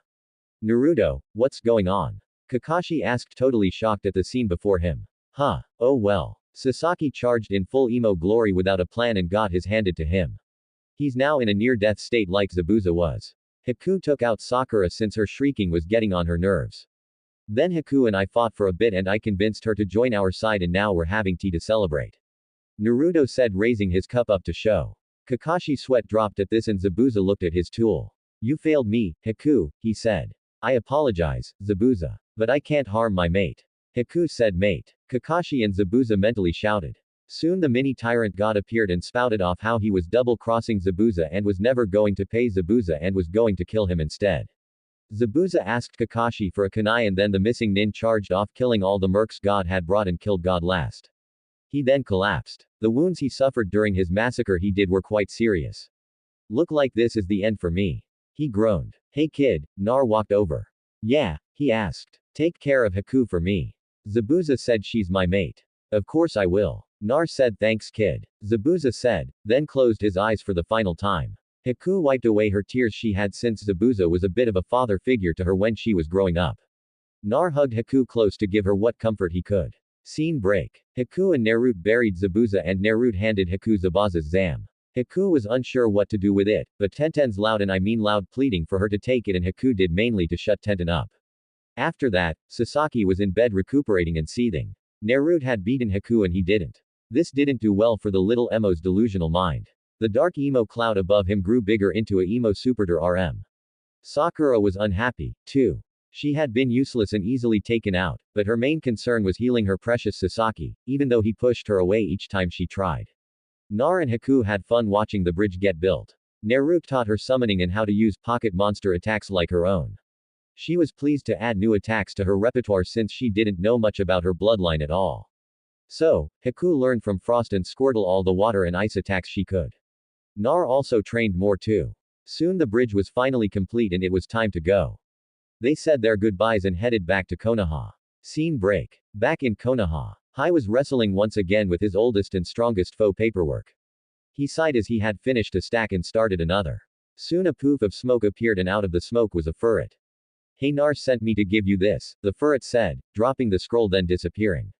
His took the scroll and opened it. Hey old man, I just want to let you know while in wave I got another mate. Her name is Haku and she has a bloodline where it fuses water and when to make ice. I think it's called Hyodin. We need a plan to make sure Haku isn't taken and used as breeding stock. Talk to Alakazam to come up with something that's airtight. Use anything you can to protect Haku.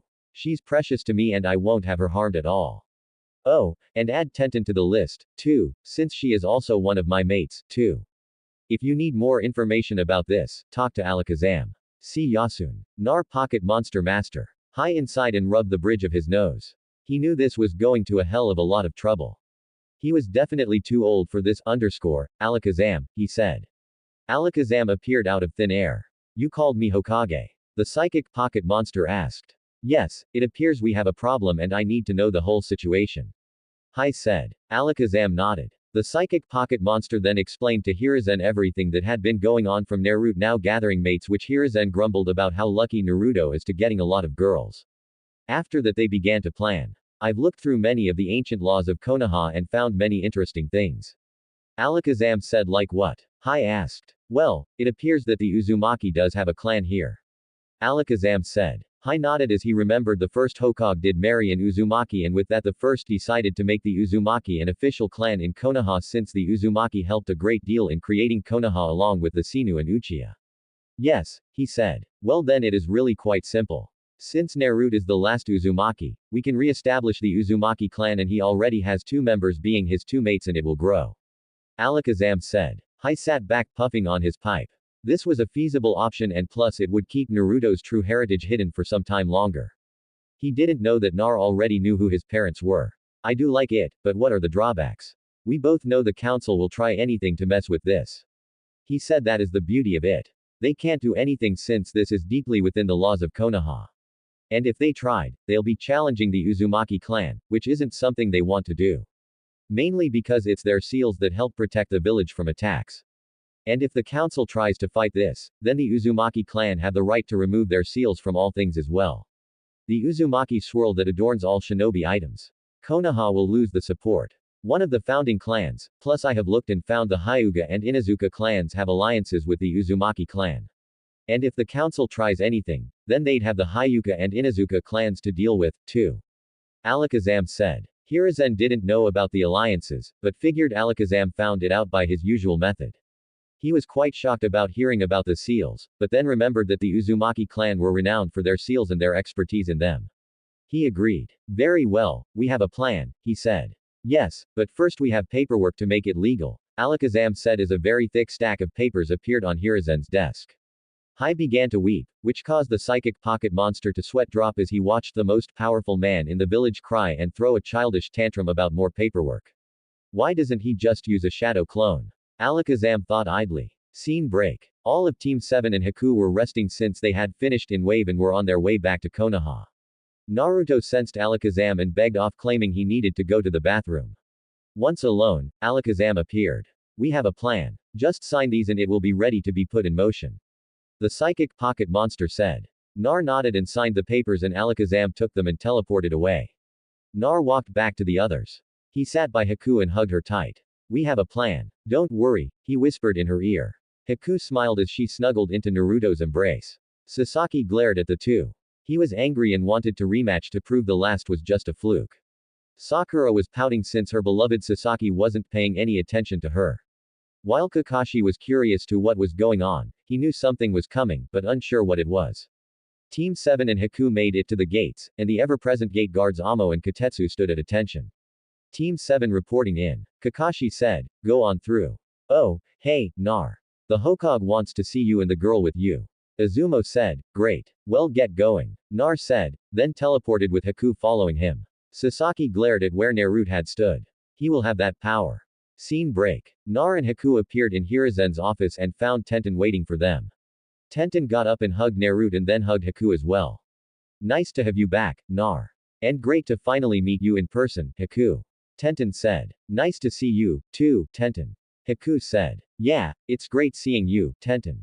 Nar said. A clearing throat caught their attention. Hai sat there looking at the scene with a light smile. He was happy Nar had those precious to him. Now that you've greeted one another, I believe there's business needed to take care of, he said. The three sat down and Hiruzen tossed Haku a headband. Congratulations, you are a shinobi of Konoha, he said. But how? Haku asked. I talked with Alakazam and he told me what I needed to know. You are not a registered shinobi anywhere. Plus, I believe you'd wish to join and help Nar and Tenten. Hai said. Haku nodded and she put the headband on. Now on to other business. Has Alakazam told you the plan? Hai asked. He hasn't. I think it's the way to go. Has he told you too? Nar asked, looking at Tenten and Haku. I'm fine with it. I've been meaning to move out for some time, but just never had the money to do so. Tenten said since I am new here, I don't have a place to live, so I am happy with what will happen. Haku said. Good. Now, we expect trouble from the council for this move, but Alakazam has assured me that there's no way the council can block or take it down without severe consequences to themselves. Hiruzen said, yeah, losing all the protection around the village that the Uzumaki clan had provided with seals, not to mention the removal of the Uzumaki swirl that practically every shinobi item is branded with, Tenten said.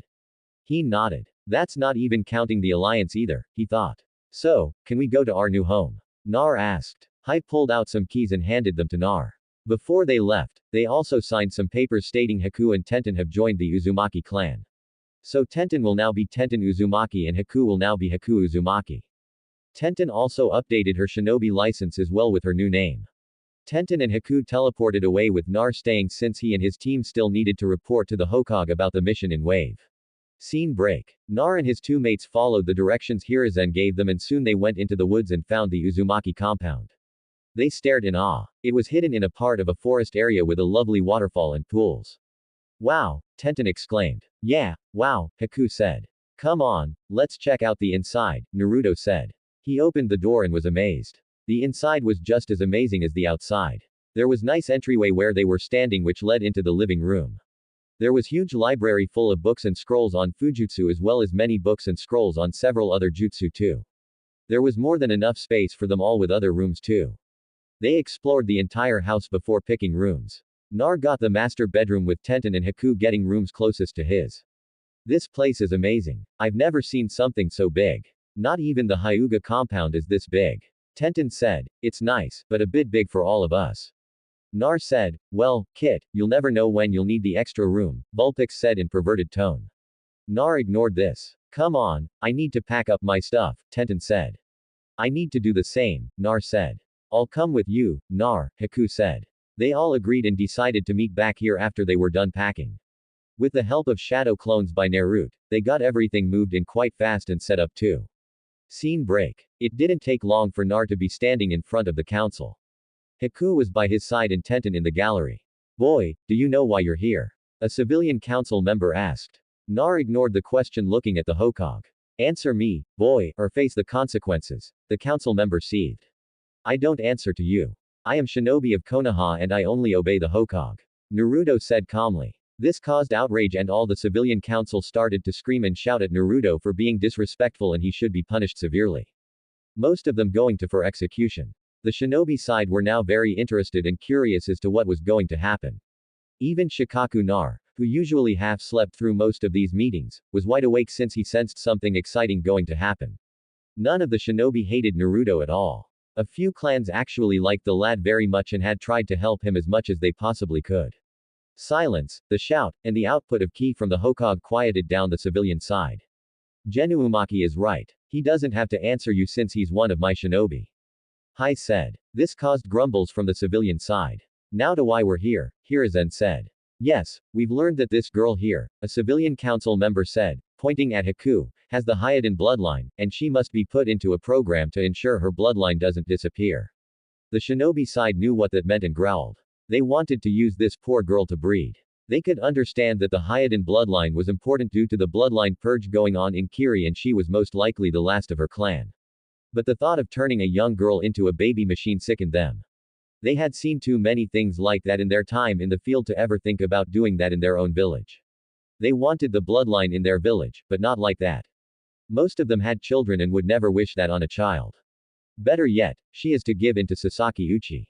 Their children would be very powerful. A pink-haired council member shrieked. The shinobi side flinched hearing the shrill voice. Hai stroked his beard in mock thought. Yes, I can see that. But if you've not seen that she is wearing a Konoha headband, that makes her one of my shinobi, and I will not do that to one of my own. He said, but she must. The CRA, a council member said, given that Haku's clan isn't part of Konoha, that rule doesn't apply. You really need to read the laws better, Naruto said. Silence, demon, a council member shouted. A kunai flew and struck the council member in the neck, killing him. This caused outrage on the civilian side, demanding Naruto to be executed for killing a council member. You forget civilian council that the Hogue's law about me is still in effect. And since the now deceased council member broke the law, I was within the law to kill him. Nar said. This stunned the civilian side and the shinobi side just nodded. Nar was right. The law was on his side. Anbu, take the body away. His said, and Anbu appeared, grabbed the body and the disappeared. Now that's over with. Like Naruto had said, Haku's clan isn't a part of Konoha, so our laws don't apply to her. Hai said. But she's a shinobi of this village. That makes her a resident of Konoha. She is bound by our laws now. She must be put in CRA. A civilian council member said. Haran and Naruto shared a look and smirked. Shikaku could sense a trap coming on and chuckled lowly at how well played this was. Eniki and Shua, who were sitting by their best friend, looked at him. Watch for the fireworks, Shikaku said to his friends. Yes, that's correct, Hisan said. This perked the council up. They were going to get her way. But she's protected by a clan and can't be touched. Hai said. Shouts came all about from the civilian side while the shinobi side were very curious at what clan was protecting Haku. And again, Hiruzen had to silence them all with ki and a shout. Once again, there was silence. The Uzumaki clan has claimed Haku and made her a part of their clan. This now becomes a clan issue. The council has no power to do anything unless they fear reprisal from the clan. Hiruzen said. Uzumaki clan. I've never heard of such a clan. A council member said. You haven't? Well, you should. They are the third clan that helped build Konoha. They provided the protection that we still enjoy today. Not to mention that all of our Chunin and Junin wear their symbol. His said. Preposterous. Everyone knows it was the Senju and Uchiha that founded this village, a council member said. So if I should take all the seals that help keep the walls around Konoha strong away as well as the various other seals within the village that lets you sense when shinobi approach, then you'll all still be safe. Nar asked. What are you talking about, boy? A council member asked, knowing not to call Nar the D word or else get killed. You people are so stupid, you know that. What's my last name? Nar asked, shaking his head. What does it matter? You're just an orphan boy.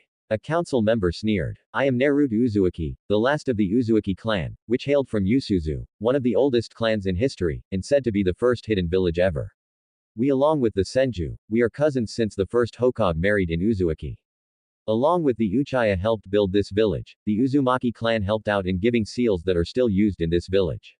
They helped protect your homes as well, or used to produce the chakra sensory system this village uses. Without it, you'd be overrun by foreign shinobi and not even know it. Naruto said. The civilian council was seething, thinking that this boy had any power over them. While the shinobi side knew this, it was a bit foggy for some to remember, but they vaguely remembered the Uzumaki clan.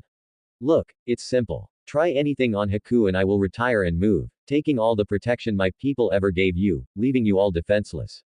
Really? Naruto said. Are you threatening us, boy? A council member growled. No, it's a promise, Nar said sternly. He's bluffing, Hokage. He's got nothing. Another council member said. Genin Uzuzuki isn't bluffing, and he has the power to do so. But it seems that this council needs a refresher on this village's history, Hiruzen said. Thus, Hiruzen told the entire council about the founding on Konoha and how, with the help of Senju clan who provided law and stability, the Uchiha that provided the muscle, and the Uzumaki that helped provide the protection for the fledgling village, and how the Uzumaki and Senju clans were cousin clans and united in the marriage between the first Hokage and a woman named Mito Uzumaki from the Uzumaki clan. How the Uzumaki clan was quite vital to the survival of Konoha, and without their support, Konoha wouldn't be the strongest village known today. This of course made the civilian side grumble and claim it was all lies, but the shinobi side was looking at Naruto with new eyes. The boy then must go into the CRA. A civilian council member said. I don't. Naro said. What was that brat? A council member sneered. Since I am one of the founding clans, that law doesn't apply to me, but it doesn't mean I can't have more than one wife. The Uzumaki clan has been known to practice polygamy from time to time. Naruto said. This had the civilian side thinking how to get their daughters in and get the wealth the Uzumaki clan had.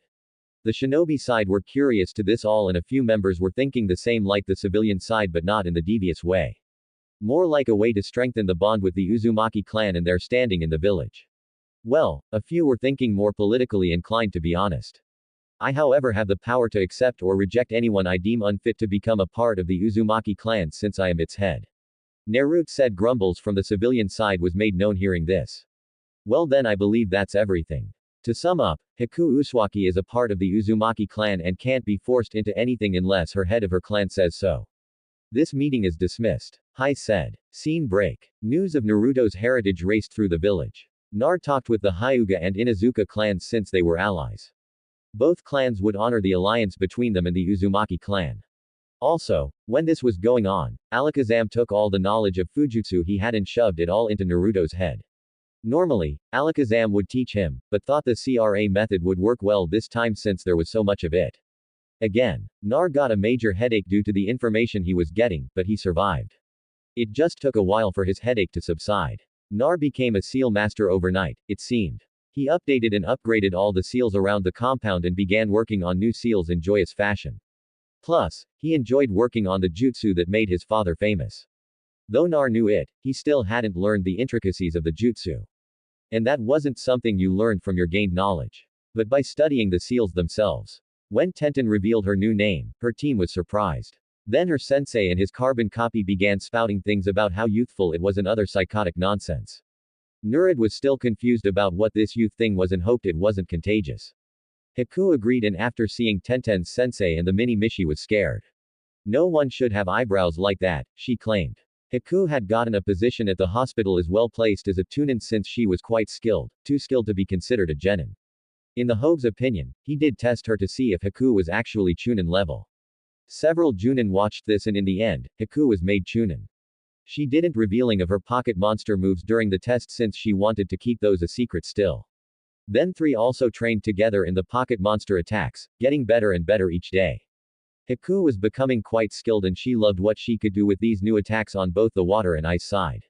Tenten was very far advanced, but Nar was still ahead of both of them, though he had a jump start. He did help them out whenever they needed it. After that, not much had changed really. Nar appeared doing missions once back on duty. Sasaki would glare at Nar trying to belittle him, but Nar never raised to the bait. Sakura tried to be nicer to Naruto since her mother told her to try and get on Naruto's good side. Since that could give her an in to join the Uzumaki clan by marriage. Kakashi watched all of this and had a frown on his face as it appeared Sasuke's attitude was turning to the worst. He needed to have the Uchiha checked once again by Inoichi. There's no way Sasaki could have had passed the psych evaluation, but other than that, Team 7 was back on missions though danked. Naruto grumbled, but now he had Haku in his head along with Tenten helping him not burst out. Scene break. On a rare day, that was a break for all three. They relaxed at home. The Chunin exams are coming up, Tenten commented. Huh, what are those? Nar asked. Tenten sighed. Even though Nar was smart, he still had what Tenten had decided to label Naruto's blonde moments. It's where Genin can become Shunin, Haku said. Oh, Naruto said. Actually, it's more than that, Alakazam said. The three turned to find the psychic pocket monster in a meditating position floating a few inches off the ground. What do you mean? Tenten asked. The Chunin exams replace the wars the villages waged against one another. Each village hosts the event. Other villages send their best genin to the host village to show off their strongest crop of promising genin. There are 3 parts of the exam and they are all meant to see if you have what it takes to become a Chunin. Alakazam said, so basically the Chunin exam is for bragging rights and to show off your most promising shinobi. Haku said, precisely. Alakazam said, anyway, I know Guy Sensei will enter us. He held us back last year since he didn't think we were ready. Tenten said, what about you, Nar? Do you think your team will be in the exams? Haku asked. Don't know. I think though according to Alakazam, we have to show off our best and that means showing off the Uchiha, Naruto said with a frown. I still don't understand it. He hasn't done anything at all. He's just riding on the coattails of what his clan has done, Tenten said, shaking her head. This might be a dumb question, but how can he still be considered a clan when he's the only one? I thought a clan was supposed to made up of several members, not one. Haku asked. This had Nar and Tenten freeze and they turned to Alakazam. I will look into it. The psychic pocket monster said. Scene break. Nar was wandering bored one day when he was nearly run down. He luckily jumped aside due to his shinobi skills. He saw 3 blurs rush past followed by a slower pink one. What in the world? He thought. Kit. I think one of those blurs was the banshee of a teammate. Vulpix said. I think you're right, Pix, Naruto said. Better check it out, Nar said out loud. He dashed off and caught up with the 4, but saw a weird person dressed in a catsuit and wearing makeup holding what looks to be Konohamaru. Naruto recognized the boy and his friends. One time he was in the Hogue office, and Konohamaru tried to attack the Hokage. Let me go, Konohamaru said, struggling. Little punk, I'll show you what happens when someone bumps into me. The catsuit-wearing person said, let him go, conqueror. The blonde-haired girl behind the person named Kanyuro said in an annoyed tone. Huh, the kit's pheromones is going off again. It must be that blonde chick, Vulpix thought. Naruto sighed as he walked over. Oh great, more pests, Kanjuro said. You know, Sununa and Konoha may be allies, but I don't think that will last if you beat up the Hogue's grandson, Naruto said in a bored tone. Kanjuro dropped Konohamaru in shock. This made the boy and his friends run and hide behind Nar.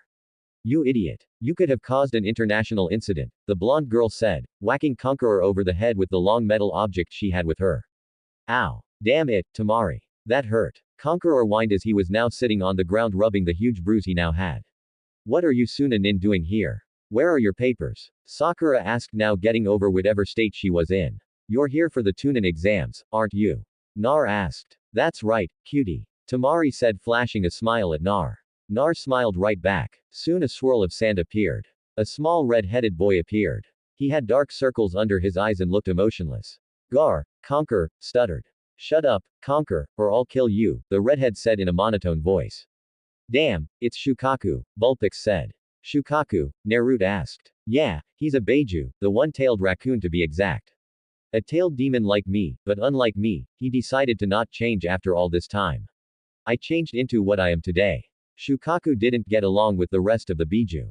Vulpix said. Change? What do you mean change? Nar asked. Not now. We'll talk later. Vulpix said. Nar just nodded and returned to the scene at hand.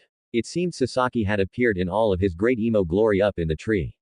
Sakura began fawning over how cool Sasaki was, making Naruto roll his eyes. Sasaki then jumped down. Who are you? The redhead asked. I am Sas. But Sasuke was cut off. I wasn't talking, you worm. I was talking to him. The redhead looking right at Nar. This angered Sasuke greatly. He was being passed over for Nar. I think it's only polite to offer your name first before I give mine. Nar said, my name is Garasabaku. What is your name? The redhead asked. I am Naruto Uzumaki. And what are the names of your two teammates? Nar asked. They don't matter. Gar said as he began to walk away. Nar, however, wanted to know their names and looked at them both. My name is Temari and this is my brother Conqueror. Temari said, it's nice to meet you, Temari. I hope you enjoy your stay in Konoha, Naruto said politely. Temari couldn't help but blush slightly at how nice Naruto seemed to be. Not to mention, she wasn't kidding when she called Nar cute because he was. The brooding boy had that bad boy image going, but it just wasn't doing it for her. She was more interested in her fellow blonde. Smooth kit. Real smooth. You sure know how to charm your mates and soon-to-be mate, Vulpix said. Nar ignored Vulpix and walked off, leaving a confused Sakura and seething Sasaki. Scene break. Nar returned to his wandering. He knew that he had a team meeting later, but he also knew Kakashi would be late as usual, and that meant he had more than enough time. Haku and Tenten didn't scold Nar for this, but they made Nar promise to never ever pick his tardy sensei's behavior, or else much pain would be in his future. Nar, of course, agreed since he'd seen both Haku and Tenten, and their accuracy was as deadly as it is scary and amazing. He kept walking and accidentally bumped into someone. Hey, what the hell? Watch where you're going. Naruto blinked and he saw a piss of red head. The redhead had yellow topaz eyes, dark skin, and had a sword on her back. She was with two others. One was a boy with white hair and dark skin with a sword on his back too and a sucker in his mouth. And last was a girl. She had shoulder-length blonde hair, fair skin, blue eyes, and a very well-endowed chest given her young age. Karui, be cool, the blonde girl said. But this idiot walked right into you. The redhead named Karui said, Karui, we should be careful. We're in Konoha, and if you start anything, we could get into trouble, and that would be us getting locked up, missing the Chunin exams, and possibly starting a war between our villages. And the white-haired boy said, shut up, Omoi. Karui shouted. Look, I am sorry I bumped into you. I wasn't looking where I was going, Naruto said, bowing his head. It's cool. No harm done. The blonde girl said again. Geez, this boy is pumping out pheromones. But to which girl? Vulpix thought. So you're here for the Chunin exams? Nar asked. We are. The blonde girl said with a nod. That's great. Name is Nar Uzumaki. Nar said, sticking his hand out. The blonde girl eyed Naruto with a bit of interest. My name is Simui, she said, and shook Naruto's hand. They both felt a jolt rush through them where their hands touched. Again, Naruto thought. This is Karui and this is Omoi. Simui said, removing her hand from Naruto's though reluctantly. Nice to meet you, Naruto said. Yeah, whatever. Just watch where you're going, Karui grumbled. Omoi just smiled and waved with the sucker still in his mouth. Simui was silent. She had never felt anything like that jolt she felt by touching Nar. She was curious as to why, since it wasn't like any lightning-based jutsu that she knew of. And how come she was now feeling a sudden attraction to him?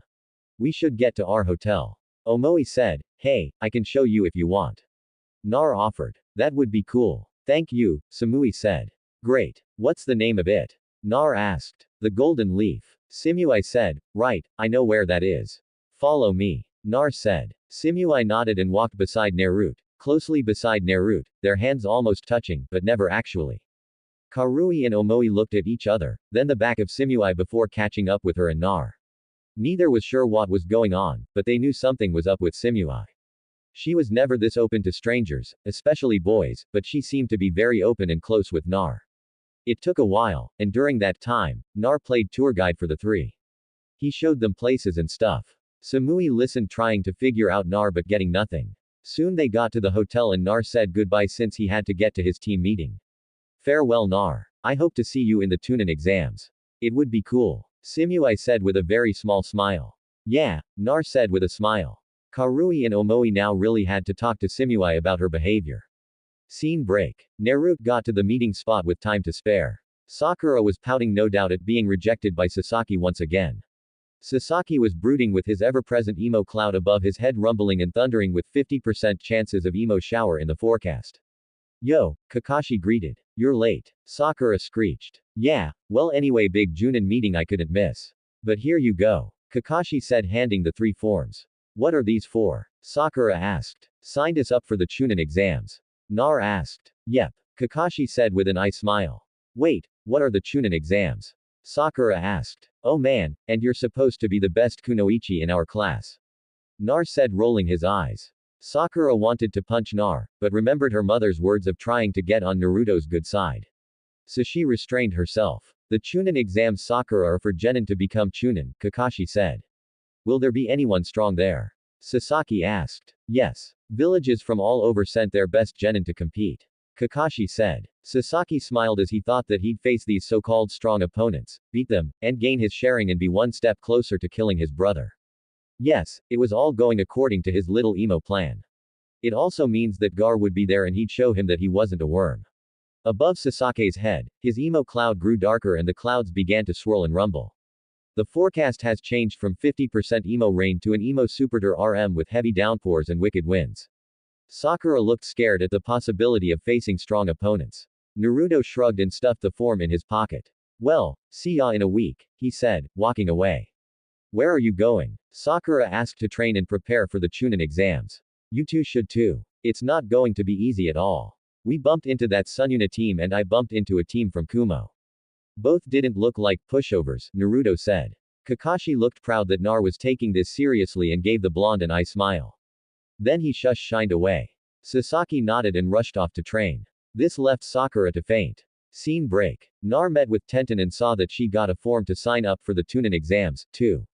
Well, it looks like we should train Nar, Tenten said. We should, but we shouldn't train in the same place since we might face one another in the exams, Nar said. Tenten nodded. The backyard is big enough for the both of you. I'll be home soon and I'll cook a nice meal for you both, Haku said. It was agreed, and Nar and Tenten staked out their claim in the backyard and began training and practicing. They worked on their shinobi skills mostly, but worked on the skills on their pocket monster attacks, too. Haku arrived home after her shift in the hospital, telling them that she'd be a part of the medic team that will be needed for the Tunin exam. Nar and Tenten were happy that Haku was getting such a nice position.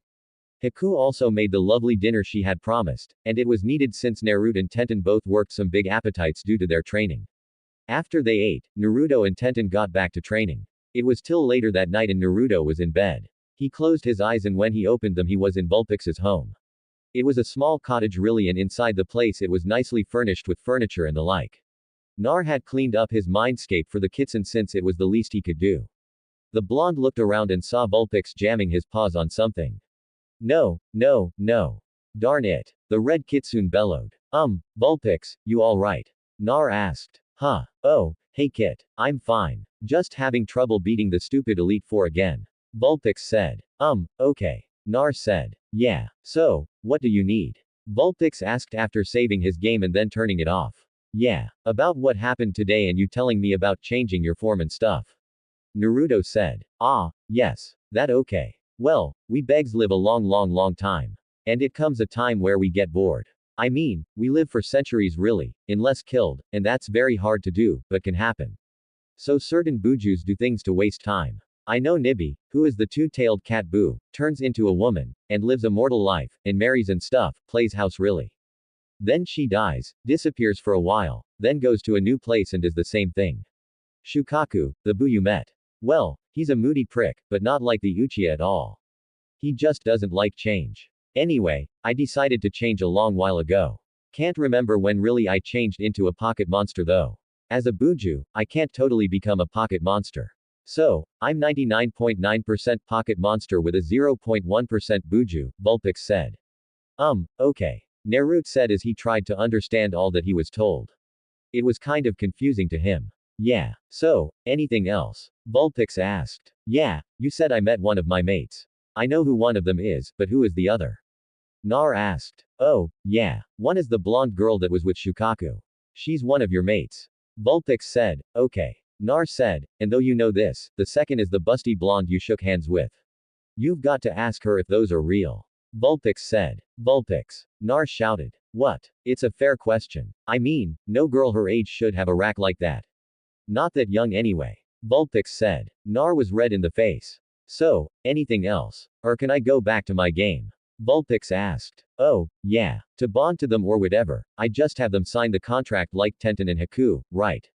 Nar asked. Yep. It's that simple. Once they sign it, they are your mates. Nothing and no one can challenge or change that. Since they signed the contract in their own blood, it's binding and all, Vulpix said. Okay, so what are you playing? Nar asked curiously. Oh, it's a game called Pokémon. Odd name I know, right? But it's fun and damn addictive, too. I've been playing for 10 straight hours, Vulpix said, being a little wired. How can you play that long without a break of some kind? Nar asked. Not really sure, but drinking all that Red Bull and Monster energy drinks helped me keep awake for sure, Vulpix said. Nar then saw the huge mountain of empty cans of what he assumed was Red Bull and Monster. You drank that many? He asked stunned. Yeah, I have, Vulpix said. Nar shook his head and said, good night. Before he fell totally asleep, he heard a PSSH sound and then a chugging sound and knew Vulpix was drinking one of those drinks again. Nar just hoped those drinks won't affect him in any way. He really didn't want to that jazzed up scene break. The next day at breakfast, Nar told his two mates about the next two mates that he's met. That's interesting. A girl from Suna and a girl from Kumo. Haku said the girl from Kumo might be a problem since the Hyugas don't like Kumo. Tenten said. What do you mean? Nar asked. Tenten explained that she had a teammate named Neji and all about his past and the Hyuga clan's past with Kumo. So, this Ne blames Hinata for what happened to his father. Nar asked. Tenten nodded. The guy has a screw loss or something. Hinata couldn't do a thing. She was just a little girl. Nar said, I know, but Neji doesn't understand it. Plus, he's on this whole fate thing. Tenten said. Naruto and Haku looked confused by this and Tenten showed them some of her memories with Neji going on about fate and stuff. Now that's messed up. Vulpix thought seeing the memories too. After that they chatted a bit more. Then Naruto and Tenten went back out to train some more as Haku left for her shift at the hospital. Nar walked up to the academy and he saw his two teammates there waiting for him. Hey guys, he greeted. Sakura smiled as she greeted him while Sasaki just huffed and began walking into the academy. Nar and Sakura followed and soon made their way inside their old school. They walked up the stairs and saw the growing crowd. Nar ignored them since he heard Vulpix tell him about the genjutsu between the chugging of energy drinks. Nar mentally sweat dropped at that. They were making their way past when Sasaki had to call out the genjutsu. Nar smacked his hand to his face. How stupid can he be? He thought. I know, Kit. He's dumber than anyone I've ever met. Vulpix said. He sure is. Haku said. He's also so arrogant, too. Man, does he soak in that arrogance crap? Tenten asked. Nar ignored the crowd and nodded to Tenten and she nodded back. He then headed up the stairs. Hey, where are you going? Sakura screamed. Nar turned around. Heading up to the right room. Coming. He asked as he pointed to the staircase leading to the next and correct floor. Sakura huffed and followed with Sasaki right behind. They were stopped by Lee. Nar heard Tenten groan in his head. Then she appeared using teleport. Lee, what the heck are you doing? She shouted. Yosh. Tentenu made youthful speed. I've come to challenge Sasuke Uchiha to a fight. Lee said with his usual exuberance. You'll fight me even though you know who I am. Sasaki said smugly. Come on, Tenten, let's go. We know that the Uchiha will get his clock cleaned, Naruto said. Tenten sighed but nodded and followed Naruto up the stairs. They both met Kakashi. Naruto, where are your two teammates? He asked. Sasaki is getting his emo butt walloped by Lee, one of Tenten's teammates. Nar said. Ah, I see. Kakashi said. Soon they heard wails of horror. Sounds like they just saw a guy and Lee's bonding genjutsu, Tenten said, recognizing the screams right away. I've never seen that, Nar said. And if you know what's good for you, then you pray never to see it ever, Tenten said, shivering from the memory of first seeing the horrible sight. Nar wrapped an arm around Tenten to comfort her as Kakashi couldn't help but let out a perverted giggle as he saw the little scene between the two gen. Get your mind out the gutter, Cyclops, Tenten growled. Soon, Sasaki and Sakura appeared trembling and shaking from what they had witnessed. See, you're glad you did see that or that's what you'd look like afterwards, Tenten said. Naruto just nodded, seeing the state his two teammates were in. Green, spandex, sunset, waves, the horror, Sasaki and Sakura mumbled. Soon they entered the room full of genin. A wave of ki hit them. Naruto shrugged it off. Sakura looked ready to faint and Sasaki tried to glare right back to intimidate right back, it was useless. They were greeted by the other rookie teams. Nar nodded to them all and when his eyes moved to Hinata, she squeaked and went red. Nar ignored this but heard an annoyed sigh from Tenten within his head. He was curious to why Tenten did that, but before he could ask, a genin named Kabuto came over and began shelling out information to the rookie 9. This genin knows way too much. These records aren't even made public. Be careful around him. The psychic pocket monster said. Nar nodded and knew Tenten got the message too. The proctor came in and started with the orders. Nar sat in his seat and listened. The first part of the exam was a written test. A freaking written test. Scene break. After the test, they were brought to training ground 44 or better known as the Forest of Death. Cue the ominous thunder and lightning. The teams that survived the first part were waiting the second. Their proctor was a scantily clad woman in a trench coat that had introduced herself as Enko Midarashi. She was standing there looking at the genin with a sadistic smirk on her face. Okay, BRZ, welcome to the Forest of Death. Enko announced. Wild beasts were then heard making all the genin flinch with terror or in Sakura's case almost pass out. Enko then went on about the test itself. It was basically a 5-day survival thing.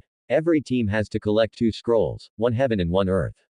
Every team would start with either a heaven or earth scroll and had to find the other. That meant fighting the other teams for the scroll the team needed. What made it harder was that every team wouldn't know what scroll the other team had. So even if your team attacked another team and win, your team might end up getting a double of the scroll your team already have. Enko was about to go into Wyverse and noticed Naruto was paying any attention to her. It wasn't because he was acting or bored. No, he was listening to Vulpix for info. Enko though didn't like this and hurled a kunai at Nar. Nar sensed this and he tilted his head and the kanai missed him. Enko got behind Nar and pouted. I wanted to taste your blood, she said, then licked Naruto's cheek. They both felt that jolt. Naruto knew what it was, but Enko was confused as hell, but she didn't show it. Soon she got her kana back from a grass nin and she had the Wyverse handed out. What are these for? A genin asked. Oh, basically it states that if you die in Konoha won't be held responsible, Enko said casually like she was discussing the weather. This scared more genin, but not Nar since he was talking with Vulpix. That woman is one crazy mother. Vulpix, shut your mouth, Tenten said. I do have to agree with Vulpix though. She seems a bit unhinged. Why would Nar be attracted to her? Haku asked. Don't know. He nor I have any control who becomes his mate. Vulpix said. Well, anyway, how should we handle the forest? Nar. Tenten asked. Simple. I don't attack you and you don't attack me. Nar said, but what if our teams meet? Tenten asked. We fight, I guess, but not show anything big. Want to keep that stuff secret for later when we have to fight, Nar said. Tenten nodded. Soon they got their scrolls and Naruto was with his team. Sasaki of course demanded he held the scroll. Nar grumbled and handed over the scroll over since he didn't want to argue. Soon the buzzer sounded. The second stage of the Chunin exams have begun. Scene break. Team 7 raced through the trees. They then stopped for a breather. What's the plan? Sakura asked, looking at Sasaki. We go find a team and get their scroll. I can beat anyone, Sasuke said arrogantly. Nar said nothing. But in the back of his mind, he was developing a throbbing headache.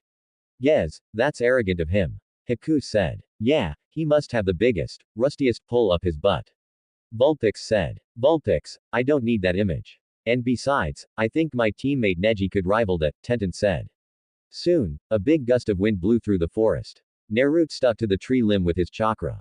The rest of his team wasn't so lucky, and that meant he had to find them. Great. Knowing the Uchiha bastard, he's going to be in trouble. Naruto thought he got no argument there. It took Naruto a while, but he finally found his team. Sasaki was about to hand over their scroll to the pale grass. In Kit. That ain't a lady. They smells like snakes. And I don't mean like a pocket monster snake, but real snakes. Vulpix said. But who smells like snakes? Nar asked. Only two. That woman who's the second proctor and Orochimaru. Alakazam said. Then we're doomed. Nar said. He then teleported to his teammates through several smoke bombs. Grabbed the scroll and then teleported himself and his teammates away. Once away from danger, Naruto sighed, but he felt the hairs on the back of his neck raise and he turned to see Orochimaru. My aren't you a clever genin, she said. You can stuff the Act 1 know who you are, Orochimaru, Naruto said. So you saw through my disguise. How clever of you. You're not what I expected to be. Orochimaru said as he tore the female face off his own. Sakura looked ready to puke at the sight. Sasaki was faring a bit better. He shakily got up. Guys, we got to get out of here. Orochimaru is an S-rank missing nin and was a part of the legendary Sannin. We're no match for him. Naruto said, getting all of his info from Alakazam. You can't tell me what to do, loser. Sasaki growled for the Uchiha. He thought this was a worthy challenge. Orochimaru should be on par with his brother, and that meant Orochimaru would be a good test to see where his skills are at. Unfortunately for him, he didn't have the sharing gun, so he was at a more disadvantage. Though he never had a chance at beating a Sannin anyway, Sasaki charged in. Damn it, Nar grumbled. Sasaki's attempts were pitiful, and Vulpix commented that Orochimaru was just toying with sass. Nar knew he had to step in. He did some hand signs.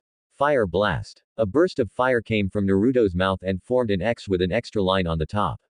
It hit Orochimaru, but he turned to mud. I didn't hit him, Nar mumbled. I've never seen that kind of jutsu. What is it? Orochimaru asked curiously. You'll never learn what I know. Snake bag, Nar said. This of course ticked the snake Sannin off. What did you call me? He asked. You heard me snake bag. Or do you like being called snake belt instead? I think both fit you since that's all snakes like you are worth. Bags and belts. Oh, also wallets and boots, too, Naruto said. Orochimaru then went into a raging rant about how his cold-blooded brothers and sisters shouldn't be used as clothing or fashion statements. He went on so long that Team 7 left. When he finished, he saw he no longer had his audience. He grumbled about how no cares about snakes anymore and then moved to catch up with them. He still had business. Scene break. Nar, Sakura, and Sasaki were running away, leaping through the trees. That was a stupid thing to do, Uchiha. You could have been killed. Didn't I tell you he was a Sonin? He's way above your level. He was just playing with you, Nar said. Shut up, loser. Sasaki grumbled. Yeah, Nar, shut up. Sakura shouted loudly. Great. Now you've given away our position. Nar groused. Sakura shrieked as she charged in and threw a punch at Nar. Nar easily dodged it and she fell down crashing to the forest floor since they were still tree jumping and she threw all of her weight into the punch. How the hell did she make it through the academy? Naruto asked aloud. Sasaki had to agree and ponder this too since even he knew that was completely stupid. Soon Orochimaru appeared. I have you this time. You shall not escape for I am the great snake Sannin. Orochimaru, the snake man said as he performed some weird kabuki dance, then struck a pose at the end. What the hell was that? Nar shouted. Only an idiot would do something like that, Vulpix said. Somewhere in Konoha, a white-haired man sneezed. This caused him to be spotted and get beaten by several enraged women since he was spying on them. Back in the forest, Orochimaru turned to Sasaki. A pity you don't have the sharing, but I have a way to give you it and the power you crave, he said. Sasaki stepped forward. I am listening. You can give me power. The power I need to kill Itachi, he said with a crazed look. Orochimaru looked a bit freaked seeing this look. As psychotic as he was, Sasaki was on another level, and that scared him. But he shook his head and then stretched his neck out, ready to latch his mouth onto Sasuke's neck. Nar saw this and stopped it. He hurled a kunai and Orochimaru had to retract his neck not to get cut. He looked at Nar. He had to get rid of him first. Loser, what are you doing? Sasaki barked. Saving your Orochimaru probably wants to give you a hickey or some kind of love bite. Nar said this gave time Orochimaru to summon a huge snake. Nar muttered. Nar coming to help you. Tenten said no. Tenten. Nar said. Tenten said nothing and she teleported in as she hurled a barrage of kunai that hit the snake then exploded. Tenten Naruto said. Tenten got into a fighting stance. My, isn't this interesting? Now where did you come from? Orochimaru asked, completely surprised by Tenten's sudden arrival. Shut its snake boots. Tenten said, knowing this would incite a reaction from the snake Sunny. It took all of Orochimaru's self-control not to go on another rant about how inhumane it was to use his cold-blooded brothers and sisters to be used as fashion object. Tenten, I told you not to come. Nar said, I know, but you needed help. We can't beat Snake Belt here, but we can do our best to hold him off and make sure he doesn't give the Uchiha a love bite, Tenten said. Orochimaru's eye ticked hearing Tenten for questioning his orientation and the other for once again angered for being called a snake belt. He was straight and he hated being thought of as gay. He liked girls just fine. Hell, he had a thing for his teammates for God's sake. How come since he never got together with a girl they'd think of him as gay or something? It totally pissed him off. You stay out of this. I need power to kill Itachi. I must have the power. I am an UIHA and I will have that power.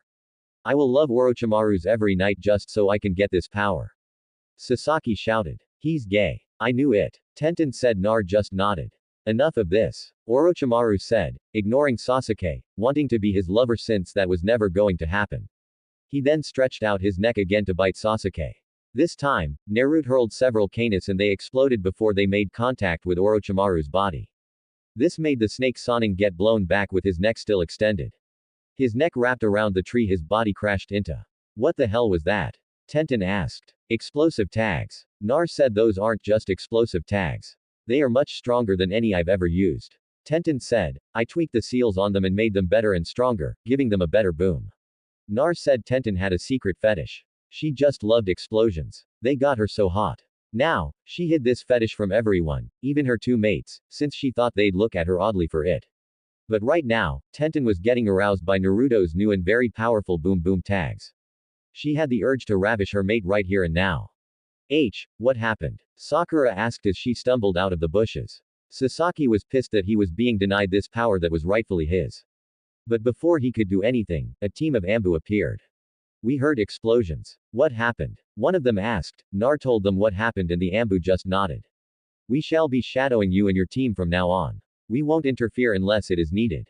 The no Ambu said. Nar nodded. Team 7 left with Tenten teleporting back to her team. Scene break. Team 7 arrived at the tower tired, but in hand they had 2 scrolls. The Anbu took care of the sound team that attacked Team 7, then took them away to be interrogated. They opened the scrolls and it summoned Iruka, who told him about the saying on the wall. After that, they had a half a day's rest before the end of the 5 days. Nar lounged about with Tenten. He asked her what happened when she got back to her team. Flashback. Tenten, where were you? Nei asked as Tenten reappeared. Sorry, Neji. Had something to take care of, Tenten said. Neji narrowed his eyes at Tenten.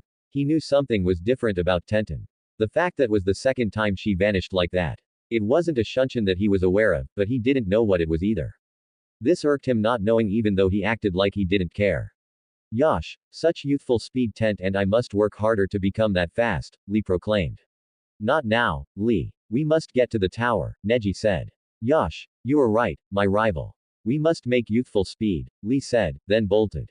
Neji sighed as he rubbed his temples as Tenten ignored it. End flashback. And that's what happened, Tenten said. Huh. Nar said, yeah, Neji is getting suspicious though. I'll need to be more careful. Tenten said, I told you not to come. Nar said, I wasn't about to let you get hurt or killed Nar when I could do something to stop it, Tenten said. Nurid just sighed. Haku agreed and said she'd have come too if she wasn't so busy at the hospital during the attacks. Nar knew he was screwed and would never be able to talk his 2 girls out of not helping him when he was in a bind. And he had what appears to be 3 more in line. How was he going to survive that scene break? The 5 days were over and the remaining genin stood awaiting for what was going to come next. Nar saw that the team from Suna were there along with the team from Kumo too. He was curious on how strong his 2 future mates were. Soon Hiruzen appeared and Nar looked back to the front. Hai began telling all about the exam and how it was created and everything. Nar knew this all from Alakazam. So he barely listened till it was time for the matches. They'd had a prelims because there were too many competitors and since Konoha would have many important guests coming, they wanted a tight showing. An electronic board appeared to decide the matches to come. The first match was Sasuke and Akona Hanan from Kabuto's team named Yoroi Akato. Sasaki found his chakra being sucked away, but he beat Yoroi by using his little shuriken with ninja wire trick, adding his fire jutsu and burned Yoroi quite badly. After that, the matches were somewhat boring. Nar looked bored as he watched Sakura fight Ino in an utterly pathetic battle. When the match between Tenten and Temari came up, Naruto wished her good luck through their connection as well as remind her not to show too much. Tenten and Temari squared off. Well, I can at least say that this should be a challenge, Temari said.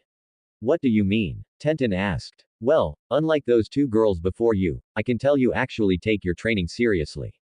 So, I can't wait to see what you can do. A true kunoichi, Temari said. Get ready to get your whoop then, Tenten said. Temari smirked as she pulled her fan out as Tenten pulled out a couple kunai. Begin, Hayate shouted. Tenten threw some kunai to test things out. She knew she had to be careful. She didn't know what Temari was capable of. Temari blew the flying kana away with her fan. So, you can use wind jutsus. That leaves me at a bit of a disadvantage, Tenten said. Want to give up? Temari asked with a smirk. No, not at all. I love a challenge, Tenten said with a grin. Suit yourself, Temari said with a shrug. Tenten pulled out a few more cannies and she threw them. That trick again? Temari asked in a bored tone. But the kunais thrown weren't aimed at Temari, but they hit on either side of her. Tenten activated the exploding tag as the kunais flew past the Suna Kunoichi. When they exploded, it sent Temari flying back due to the explosion. The explosions weren't big since Tenten knew Temari was one of Naruto's mate and didn't want to hurt her too badly. But this gave Tenten an advantage and she took it. She rushed towards Temari and using some muscle, she yanked Temari's fan out of her grasp. With the fan gone, they'd be on more even ground. Tenten threw the fan away, then threw several kana around it. Temari moved to retrieve her fan. I wouldn't do that if I were you, Tenten said. Why not? Temari asked panting. I surrounded your fan with explosive tags.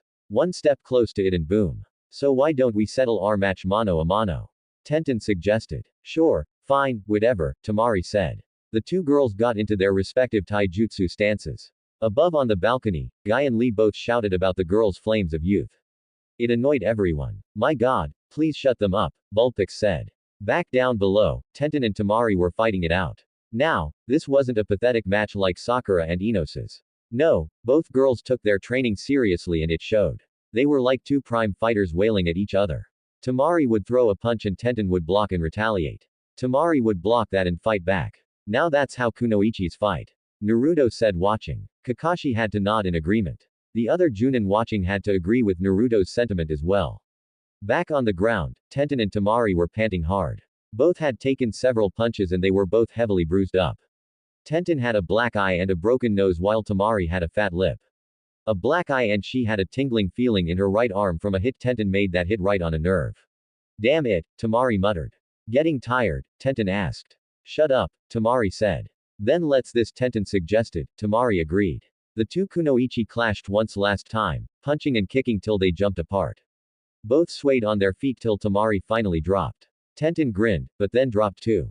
Naruto dashed down and caught Tenten before she hit the ground. I win, she asked tiredly. You won, Nar said with a smile. Tenten closed her good eye as a smile graced her beat-up face. Haku came out and saw the damage the two had done to each other just by their fists and legs and skied. She then began healing Tenten with another medic. Nin healing Temari. Tar's fan was grabbed and the kunai removed. She should be fine, Haku said after she finished healing Tenten. Nar nodded and handed Tenten over to the medic team to be cared for. He got back up to the balcony using teleport. Sasaki glared at Naruto's power. The rest of the matches went on and Nar watched an interesting one with Simui facing off against a grass nin. Simui used her tanto and cut up the jerk who griped about fighting a girl. Simui ended the match by placing the edge of her tanto to his crotch. Her blue eyes ice cold. Yeah, she said in a cold tone. After that, it was Naruto's match against Ka. Yahoo! I get the dead last. This is going to be easy, the Inuzuka shouted. The match started and Nar stood there stone-faced. What? No bragging, Nar? Ka asked. I've learned that the loudmouths are the first to die, Nar said. This pissed Ka off and he charged forward with a yell. Kurana tried to yell at Ka that it was a trap, but it was too late. As soon as Ka was close, Naruto exploded. He had learned the exploding clone jutsu a while back. Ka went flying back and slid to the ground roughly. He got up and wiped the blood from his mouth. What the hell was that? He asked as his ears rang from the explosion. Just a taste of what you'll get. Biscuit bits, Nar taunted. My bits aren't the size of dog biscuits. Ka shouted. Oh, so they are the size of kibble bits. Nar asked calmly. Yes, I mean no. I mean, damn it, Ka said.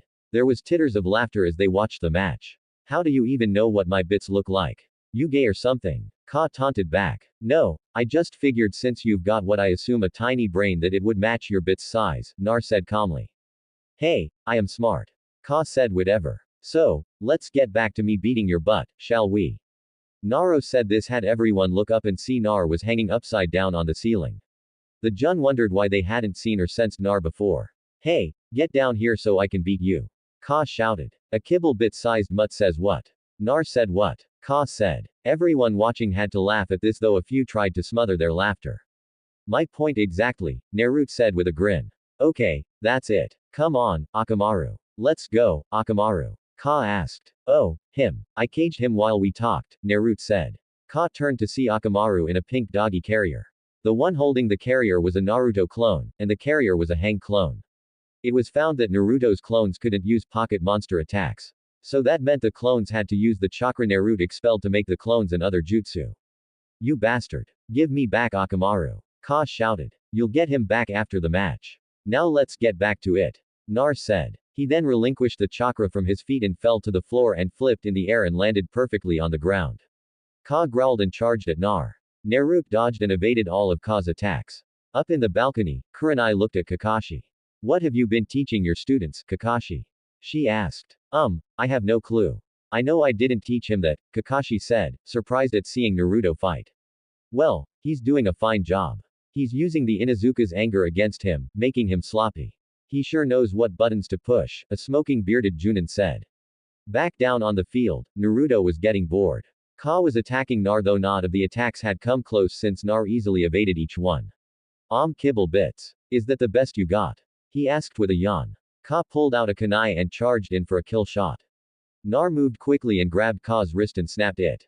Ka howled in pain as he felt the bone break. Nar then pulled that arm back and pinned it while he pulled a kunai out himself and held the edge to KBA's neck. Yield. Nar said KBA was in pain and his face was marred with it. Ka is unable to continue. Nar wins. Hayate declared. Nar let Ka go and Haku came out inside as she looked at the damage. You didn't hurt him too bad, Nar. Why is that? Haku asked. Didn't want to. Ka's a nice guy. Loud and annoying like I used to be. And he smells like dog piss and underscore, most of the time. But he's a good guy. Naruto said. Haku just mentally nodded. Nar teleported back up to the balcony. Nar, where did you learn all that? Kakashi asked. I trained hard since I got none from you. I had to do it all myself. Nar said. The rest of the matches went on and Naruto growled and glared as he saw Neji beat Hinata. He wanted to go down and beat Neji to a pulp, but Haku and Tenten stopped him. Nar also watched how Gar beat Lee. Tenten saw this too since she was allowed back up to the balcony. She stood next to Naruto with his arm around her. She felt sorry for Lee since it looked like this could end his shinobi career. Soon the matches were over and everyone was lined up awaiting what would happen next. They drew numbers and that would determine who they'd face in the finals. Tenten was matched up with Shikamaru, who grumbled how troublesome it will be fighting a girl. Thankfully, Tenten didn't hear this or she'd be starting the match quite early. Sasaki was matched with Neji and Naruto facing Gar. After that, they were told they had a month to prepare, then were dismissed. Once out of the forest of death, Naruto was with Haku and Tenten as they figured out what to do next. Well, since we're both in the finals, that means we shouldn't train close to each other since we might face one another, Tenten said. Yeah, plus I need to work really hard to beat Gar. Nar said. I'm still not happy about that one, Haku said, frowning. I'll be fine, Haku. Naruto said. Haku wanted to believe this, but she was still worried since she had seen what had happened to Lee and didn't want that to happen to Nar. Tenten felt the same as Haku, but tried to hide it better than Haku, but you could see it in her eyes. Don't worry, Vulpix will help me train, Nar said. Yeah, I guess, Tenten said. Nar sighed. Scene break. Nar was figuring out how he'd train when Kakashi appeared. What do you want, Kakashi? Nar asked. Nar, I want to tell you that. I know. You'll be training the Uchiha with his match against the Hyuga. I'll have to be on my own since you don't think I'd stand a chance against Gar anyway, Naruto said. Kakashi was shocked at this, and he didn't know what to say. Well, now that we've got all cleared up, then let me go about and train myself while you go back and teach the emoji whatever you want. Nar said, then teleported away, leaving Kakashi standing there. Scene break. Nar was in the training ground getting ready to train. That was a bit harsh, Nar.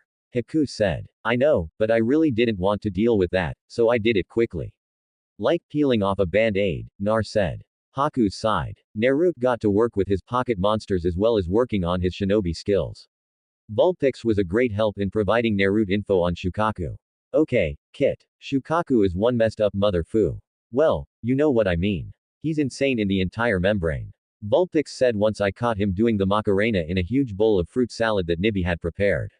Boy was Nibby pissed at this since she worked on that all day.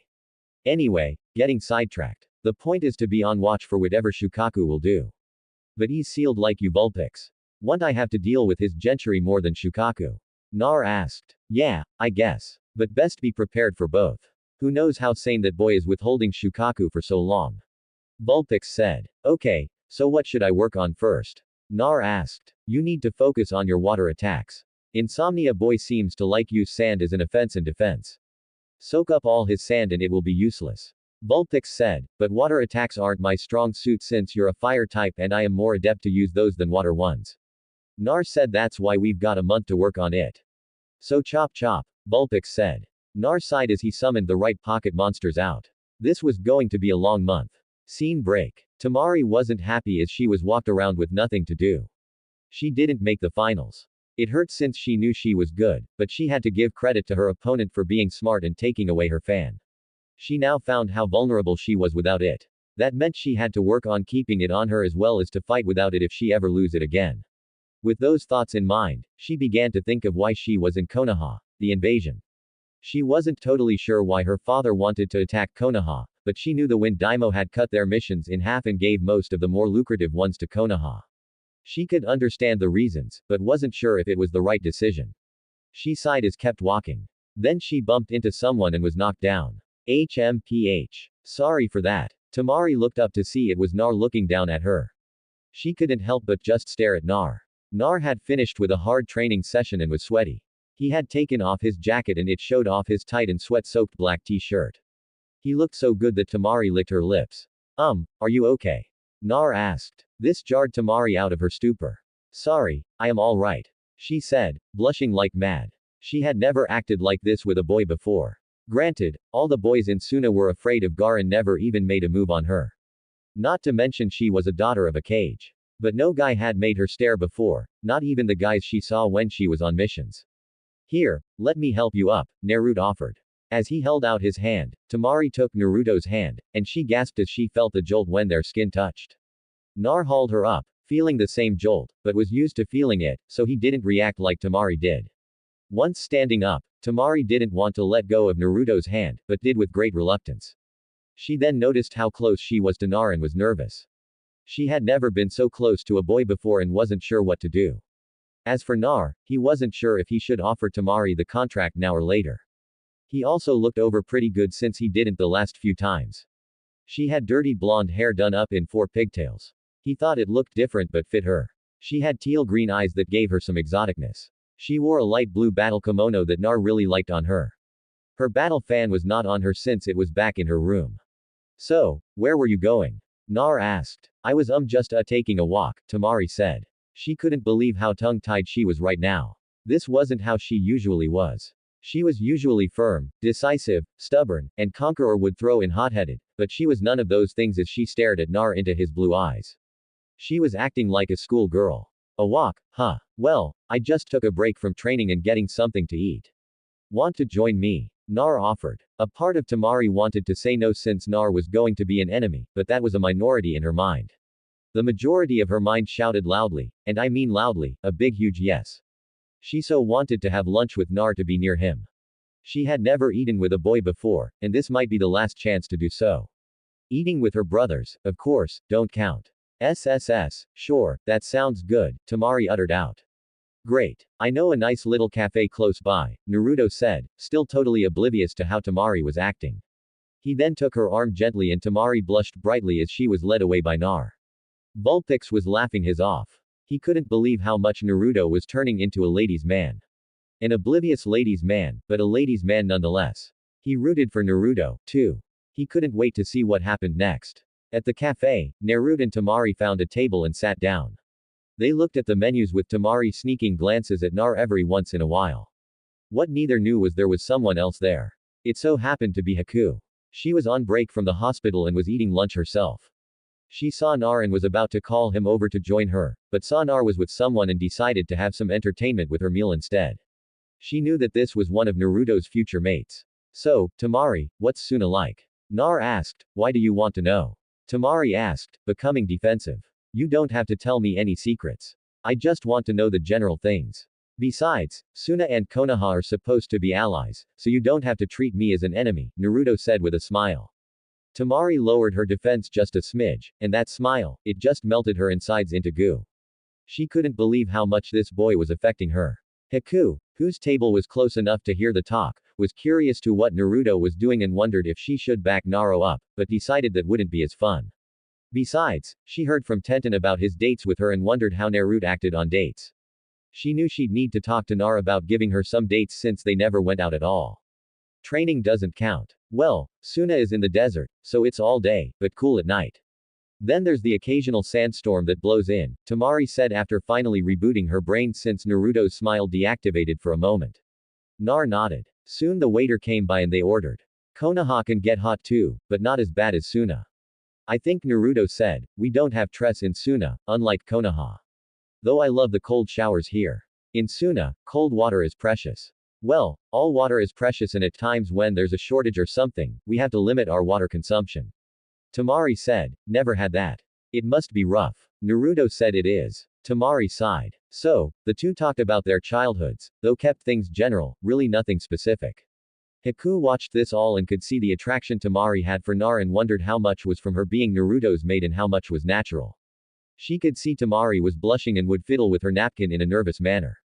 Then there was Temari stuttering every now and then as she talked to Nar like she couldn't get the words out right since she was so flustered. It was quite amusing. Was Naruto that much of a charmer to make such a tough son Kuni like Temari act all girl-like? Haku wasn't sure, but what she saw from Temari. She knew Temari wasn't a fangirl at all. That thought made her giggle. Nar and Temari had their meals then parted ways. Temari walked away floating. As for Nar, he walked back so he could get back to training. So you and that Sunsanoichi were quite chummy at lunch. Haku said, hey, Haku, were you listening in? Nar asked, figuring Haku decided to eavesdrop on his lunch with Temari. Nope, I got a front row seat since I was in the same cafe. Haku said. What? Why didn't you say anything? Nar asked. I didn't want to spoil the moment, I guess. So, what do you think of Temari? Haku asked. She's nice. She's tough and isn't a fangirl. She's like you and Tenten in that regard. Naruto said that. And she was staring at you like a piece of meat, too. Haku added in. What? Nar said confused. You didn't notice? Haku asked. Nar shook his head mentally. Haku sighed and mumbled about oblivious boys. She's right, Nar. You're one smooth, oblivious ladies man, Vulpix said, chiming in. Not you, too, Nar groaned. Yes, me too, since Haku is right, Vulpix said. Thank you, Vulpix, Haku said. Anything for one of Naruto's mates, Vulpix said.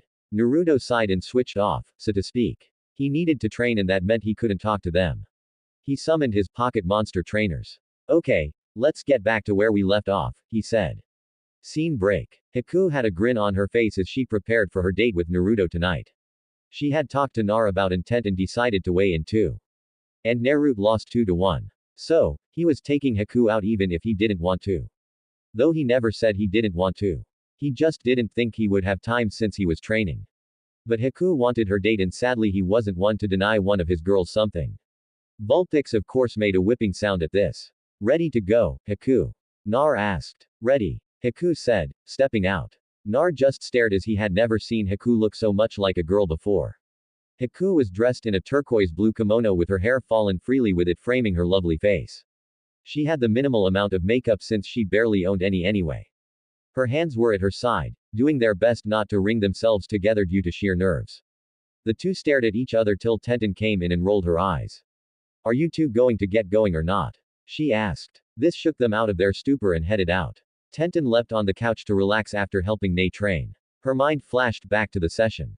Flashback. Tenten had just taken a break from training when she sensed something and looked up to see Neji walking over. Now, this got her curious since Nei was supposed to be training since he was facing off against the Uchiha. Nei came over and stood over Tenten. You're different, Tenten. Nei said. What do you mean, Neji? Tenten asked. You've changed. There's something different about you. You are hiding something. I know it. Nei said as he focused his gaze on Tenten.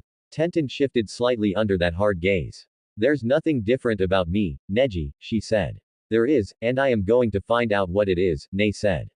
Tenten said nothing, but she was worried. Neji had always seemed slightly suspicious of her since she became one of Naruto's mates. But now he was very suspicious ever since the Forest of Death and her teleporting to help Nar. She needed to do something to get Nei off her back, but wasn't sure what. Flashback end. Scene break. Nar and Haku's date was going well. They had a lovely meal at a nice restaurant, and right now were strolling around in the evening air. Haku was resting her head on Naruto's shoulder as he had an arm wrapped around her waist. They didn't say a word as they walked, just enjoying one another's company. They passed a shinobi bar, and a certain purple-haired kunoichi was just stumbling out and saw them. She had a frown on her face as a bit of jealousy welled up inside her. She wished she was hanging on to Nar and not that girl. But she shook her head of those thoughts and headed back inside to drink some more. That would help clear her mind. It always did. As Naruto and Haku kept walking, Shimui saw them and she wasn't happy at what she was seeing. Though something inside her told her that it was fine and she'd be joining in, but she ignored this part and walked away since she was tired from training so late. The couple got back late and Haku gave Naruto a kiss goodnight before heading to her room. Naruto smiled and went off to bed himself. Scene break. Nar was back to training when he found someone he didn't expect waiting for him. Shimui, what are you doing here? Nar asked. I am here because something is drawing me to you. I don't know what it is, but I want to figure it out since it has been distracting me and being distracted is very uncool. Shimui said, okay. Nar said, now tell me why I am attracted to you. This has never happened to me before. So, you must be the reason, Shimui said. Her gaze was piercing with those cool blue eyes. Nar stared right back. Neither moved for a while. Then, Nar did some hand signs, and a contract appeared. You want answers. You'll have to sign this, he said. Shimui raised an eyebrow at this, but signed it. She then felt an intense headache hit her. She fell off her feet, landing on her rump. She held her head with her eyes closed as she tried to battle the mental menace. What did you do to me? She hissed in pain. Yeah, that's supposed to happen, Nar said casually.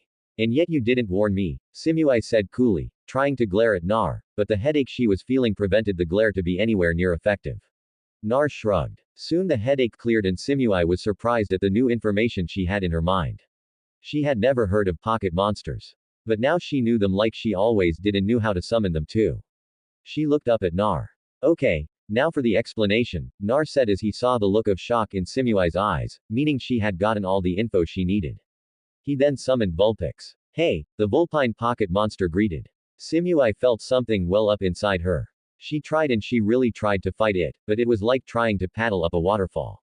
She finally snapped and lunged at Vulpix with such speed that the red kitten didn't even have time to react to get out of the way. She pulled the little fox into a big tight hug, squeezing the life out of the pocket monster. Her face buried into the soft and furry coat. Nar just stood back looking amused. Vulpix left. He was being squeezed by an Arabic or something as his face was being smothered by Shimui's very generous bust. Finally, he was let go. Shimui looked totally embarrassed with herself in the way she acted since she had never acted like this before. Vulpix was on the floor gasping for breath. Once again, my mistress, I welcome your embrace and your sweet fair air, Vulpix said. After that, Vulpix explained to Shimui what she was getting into. Shimui was shocked at what was going to happen. She was now one of Naruto's mates. She couldn't believe it. Now, she wasn't totally against this since Nar wasn't that battle looking. He was actually quite handsome, but that was besides the point. She didn't like she had no control over this. She was now pretty much married to Nar with the signing of the contract. She wasn't really sure what to think of that. This isn't cool, but it's not uncool, Shimui said. Okay. So, let's see what your type is, Naruto said. Shimui was shown the hand signs, and she did them. A plume of smoke, and then a figure appeared. It was yellow with black markings all over. It was big and had red eyes. Who has summoned me? It asked. Hey, Electivire, how's it going?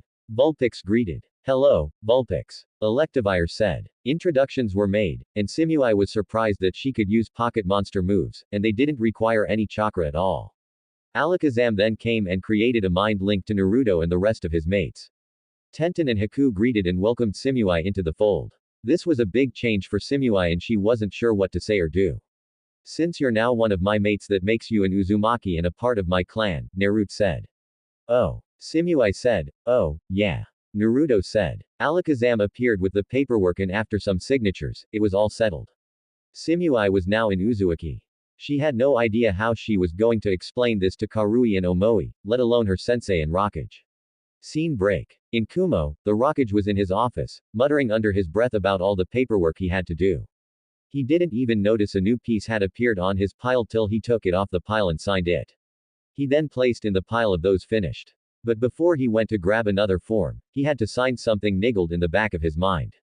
He grabbed the form he just signed and read it. His eyes went wide as saucers. What? His shout was heard throughout the village. Scene break. Nar was walking back home from training when he heard something. He saw a man crouched down. Nar frowned since the man seemed to peeking into a fence, and that fence just so happened to be the fence that blocked the view of the hot springs on the girl's side. Haku Tenten. Naruto called. Yes, Naruto. Both girls answered. Are either of you in the hot springs? Nar asked. No, I am just finishing up at the hospital. Haku said. I am heading home right now. Tenten said. Okay. Just wanted to know. Nar said. Both girls were confused by this but decided to let it go for now. Nar pulled out a new invention of his. It was a kunai with Fujutsu runes carved into it. This saved on using Fujutsu paper. Naruto hurled the kunai right under the guy's butt. A boom was heard and the man flew up in the air and fell right into the hot springs. There were shrieks and screams, but then they changed into angry roars.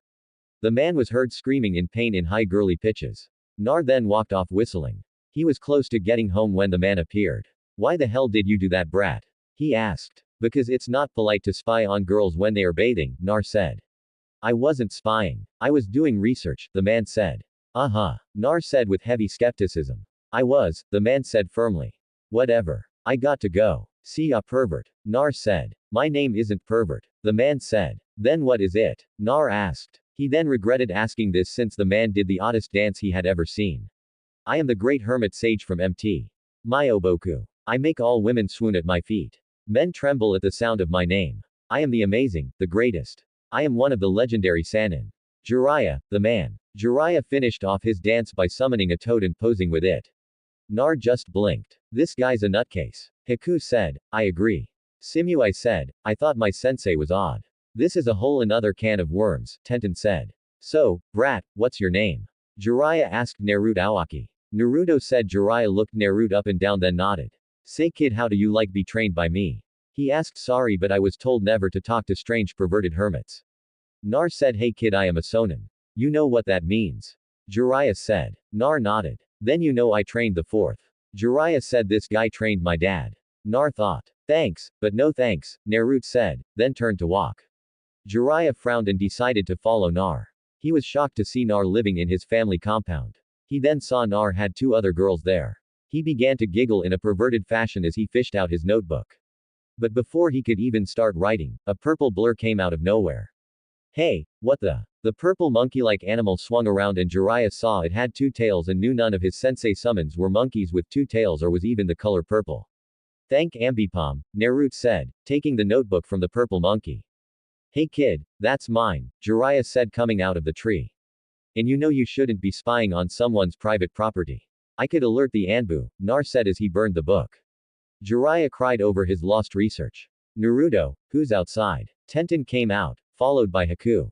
They saw Jiraiya on his knees now performing funeral rites to his burnt notebook, wearing traditional funeral garb. Nar stood there utterly perplexed. Nar, is this the guy you showed us in your memories? Haku whispered into Naruto's ear.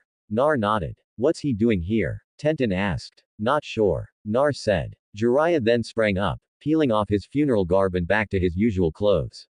Right, brat. How are you able to live here? There are seals all over the place. The Sannin asked. It's mine since my parents left it to me. Naruto said. Your parents? Jiraiya said as he looked Nar over carefully. So, this is my godson. Huh. Not what I was expecting, but it seems like he's already got two girls living with him. Hey, this is too good not to use, the Sannin thought.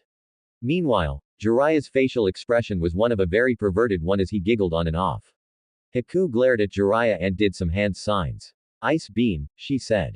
An icy blue beam came out of her palm and froze Jiraiya's groin. Ah, cold. The Sannin screamed. Serves you right, pervert. Haku growled. I am not a pervert. Jiraiya said. Oh, then what are you? Tenten asked. I'm a super pervert, Jiraiya exclaimed loudly and proudly. And he's proud of this fact, the three pocket monster summoners thought. Again, why are you here? Tenten asked. So, you're Naruto Uzumaki, huh? Jiraiya asked. How do you know me? Nar asked as he shifted into a defensive stance. Haku and Tenten did the same, though they both knew that they couldn't take down Asani. But they'd try if he tried to take Naruto from them. I am your godfather brat, Jiraiya said. You've got to be kidding. Nar said. Scene break. Simui sighed. She had returned to her hotel room. Her mind a whirl with all that had happened. Her life had changed completely and she didn't know how to take it really. Hey Samui, where have you been? Kui asked. Just out, Samui said. Karui furrowed her brow and then turned to Ui who was just sucking on his lollipop. Aren't you curious to what is going with her? The redhead asked. Omoi looked up and saw Simui was lost in thought, which wasn't something you'd regularly see Simui in. Her cool demeanor wasn't on at all. Simui's eyes now seemed to be out of focus, like she was in a trance or something. At the moment, she was listening to what was going on with Naruto through the mental link they had. He then turned to Karui and opened his mouth. Nut. Karui stopped him. On second thought, I don't want to know what you're thinking, she said. Omoi did nothing as he went back to sucking on his lollipop. Scene break. After Naruto was over his shock of Jiraiya being his godfather and all, Naruto, Haku, Tenten, and Jiraiya were in the living room. Haku had made some tea for them all. Jiraiya had been caught up on what had happened and was shocked hearing it all. How do I know this isn't just a joke? The son asked. Ask the old man. He knows all about it. Nar said. Jiraiya decided to do just that. He needed a good drink, too. Tea wasn't helping at all. So, you're a pocket monster summoner, which makes you able to summon creatures called pocket monsters. You can use them in battle, and you also have the ability to use pocket monster attacks, the Toad Sonin said. Nar and his two mates nodded. And you already have 3 mates and it seems you got 2 more waiting that you haven't gotten to sign the contract. Jiraiya said. Yeah, that's about it. Naruto said. Jiraiya pinched his nose. He had heard and seen many things in his life, but this took the cake big time. Okay, I am going to see Sensei to verify your story, he said. He then left. Scene break. Hai was happy. He had finished with all the paperwork he had today. He was relaxing sitting back reading his favorite book. Yo, Sensei. Hai looked to see Jiraiya sitting on the windowsill. Ah, Jiraiya, welcome, he said. Yeah, so what's going on with my godson and him living in his parents' place? I thought you had a plan of some kind on when you'd tell him about his parents and give him their belongings. Jiraiya asked. Ah, yes. Well, that plan fell through, Hin said with a sigh. Jiraiya quirked an eyebrow. So, Hiruzen told Jiraiya everything that had happened with Naruto. Jiraiya couldn't believe it really, but hearing it from his old sensei, he'd have to believe it since his sensei. Unbelievable, the Toad Sage said, shaking his head. Yes, I was quite shocked, too. But Nar has always shown he can do the impossible at times, Hin said. I guess so. He's got a couple girls that are his mates, and he'll get a few more, too. Jiraiya said. Yes, Hin said. Jiraiya then giggled as he pulled out a notepad and began jotting down notes. Oh, this is so good. So good. Pure gold, he said, giggling pervertedly. Hirin just sighed. Scene break. That night, Naruto, Tenten, and Haku were resting after eating dinner when Alakazam appeared. I have news about the Uchiha clan, he said. Really? What is it? Tenten asked. Clans have to be made up with 3 or more members to be called a clan in Konoha. Alakazam said. That means the Uchiha clan isn't a clan anymore since it isn't in accordance with the law. Tenten said. Yes, Alakazam said. What can we do with this information? Haku asked. Not sure really, but it might come in handy later, Naruto said. I guess, but we should get back to training, Tenten said. So guys, what do you think about this Naruto story? Tell me your opinion in the comments. And if you want more Naruto what if stories, make sure to subscribe to Universe of Naruto. Thanks for watching.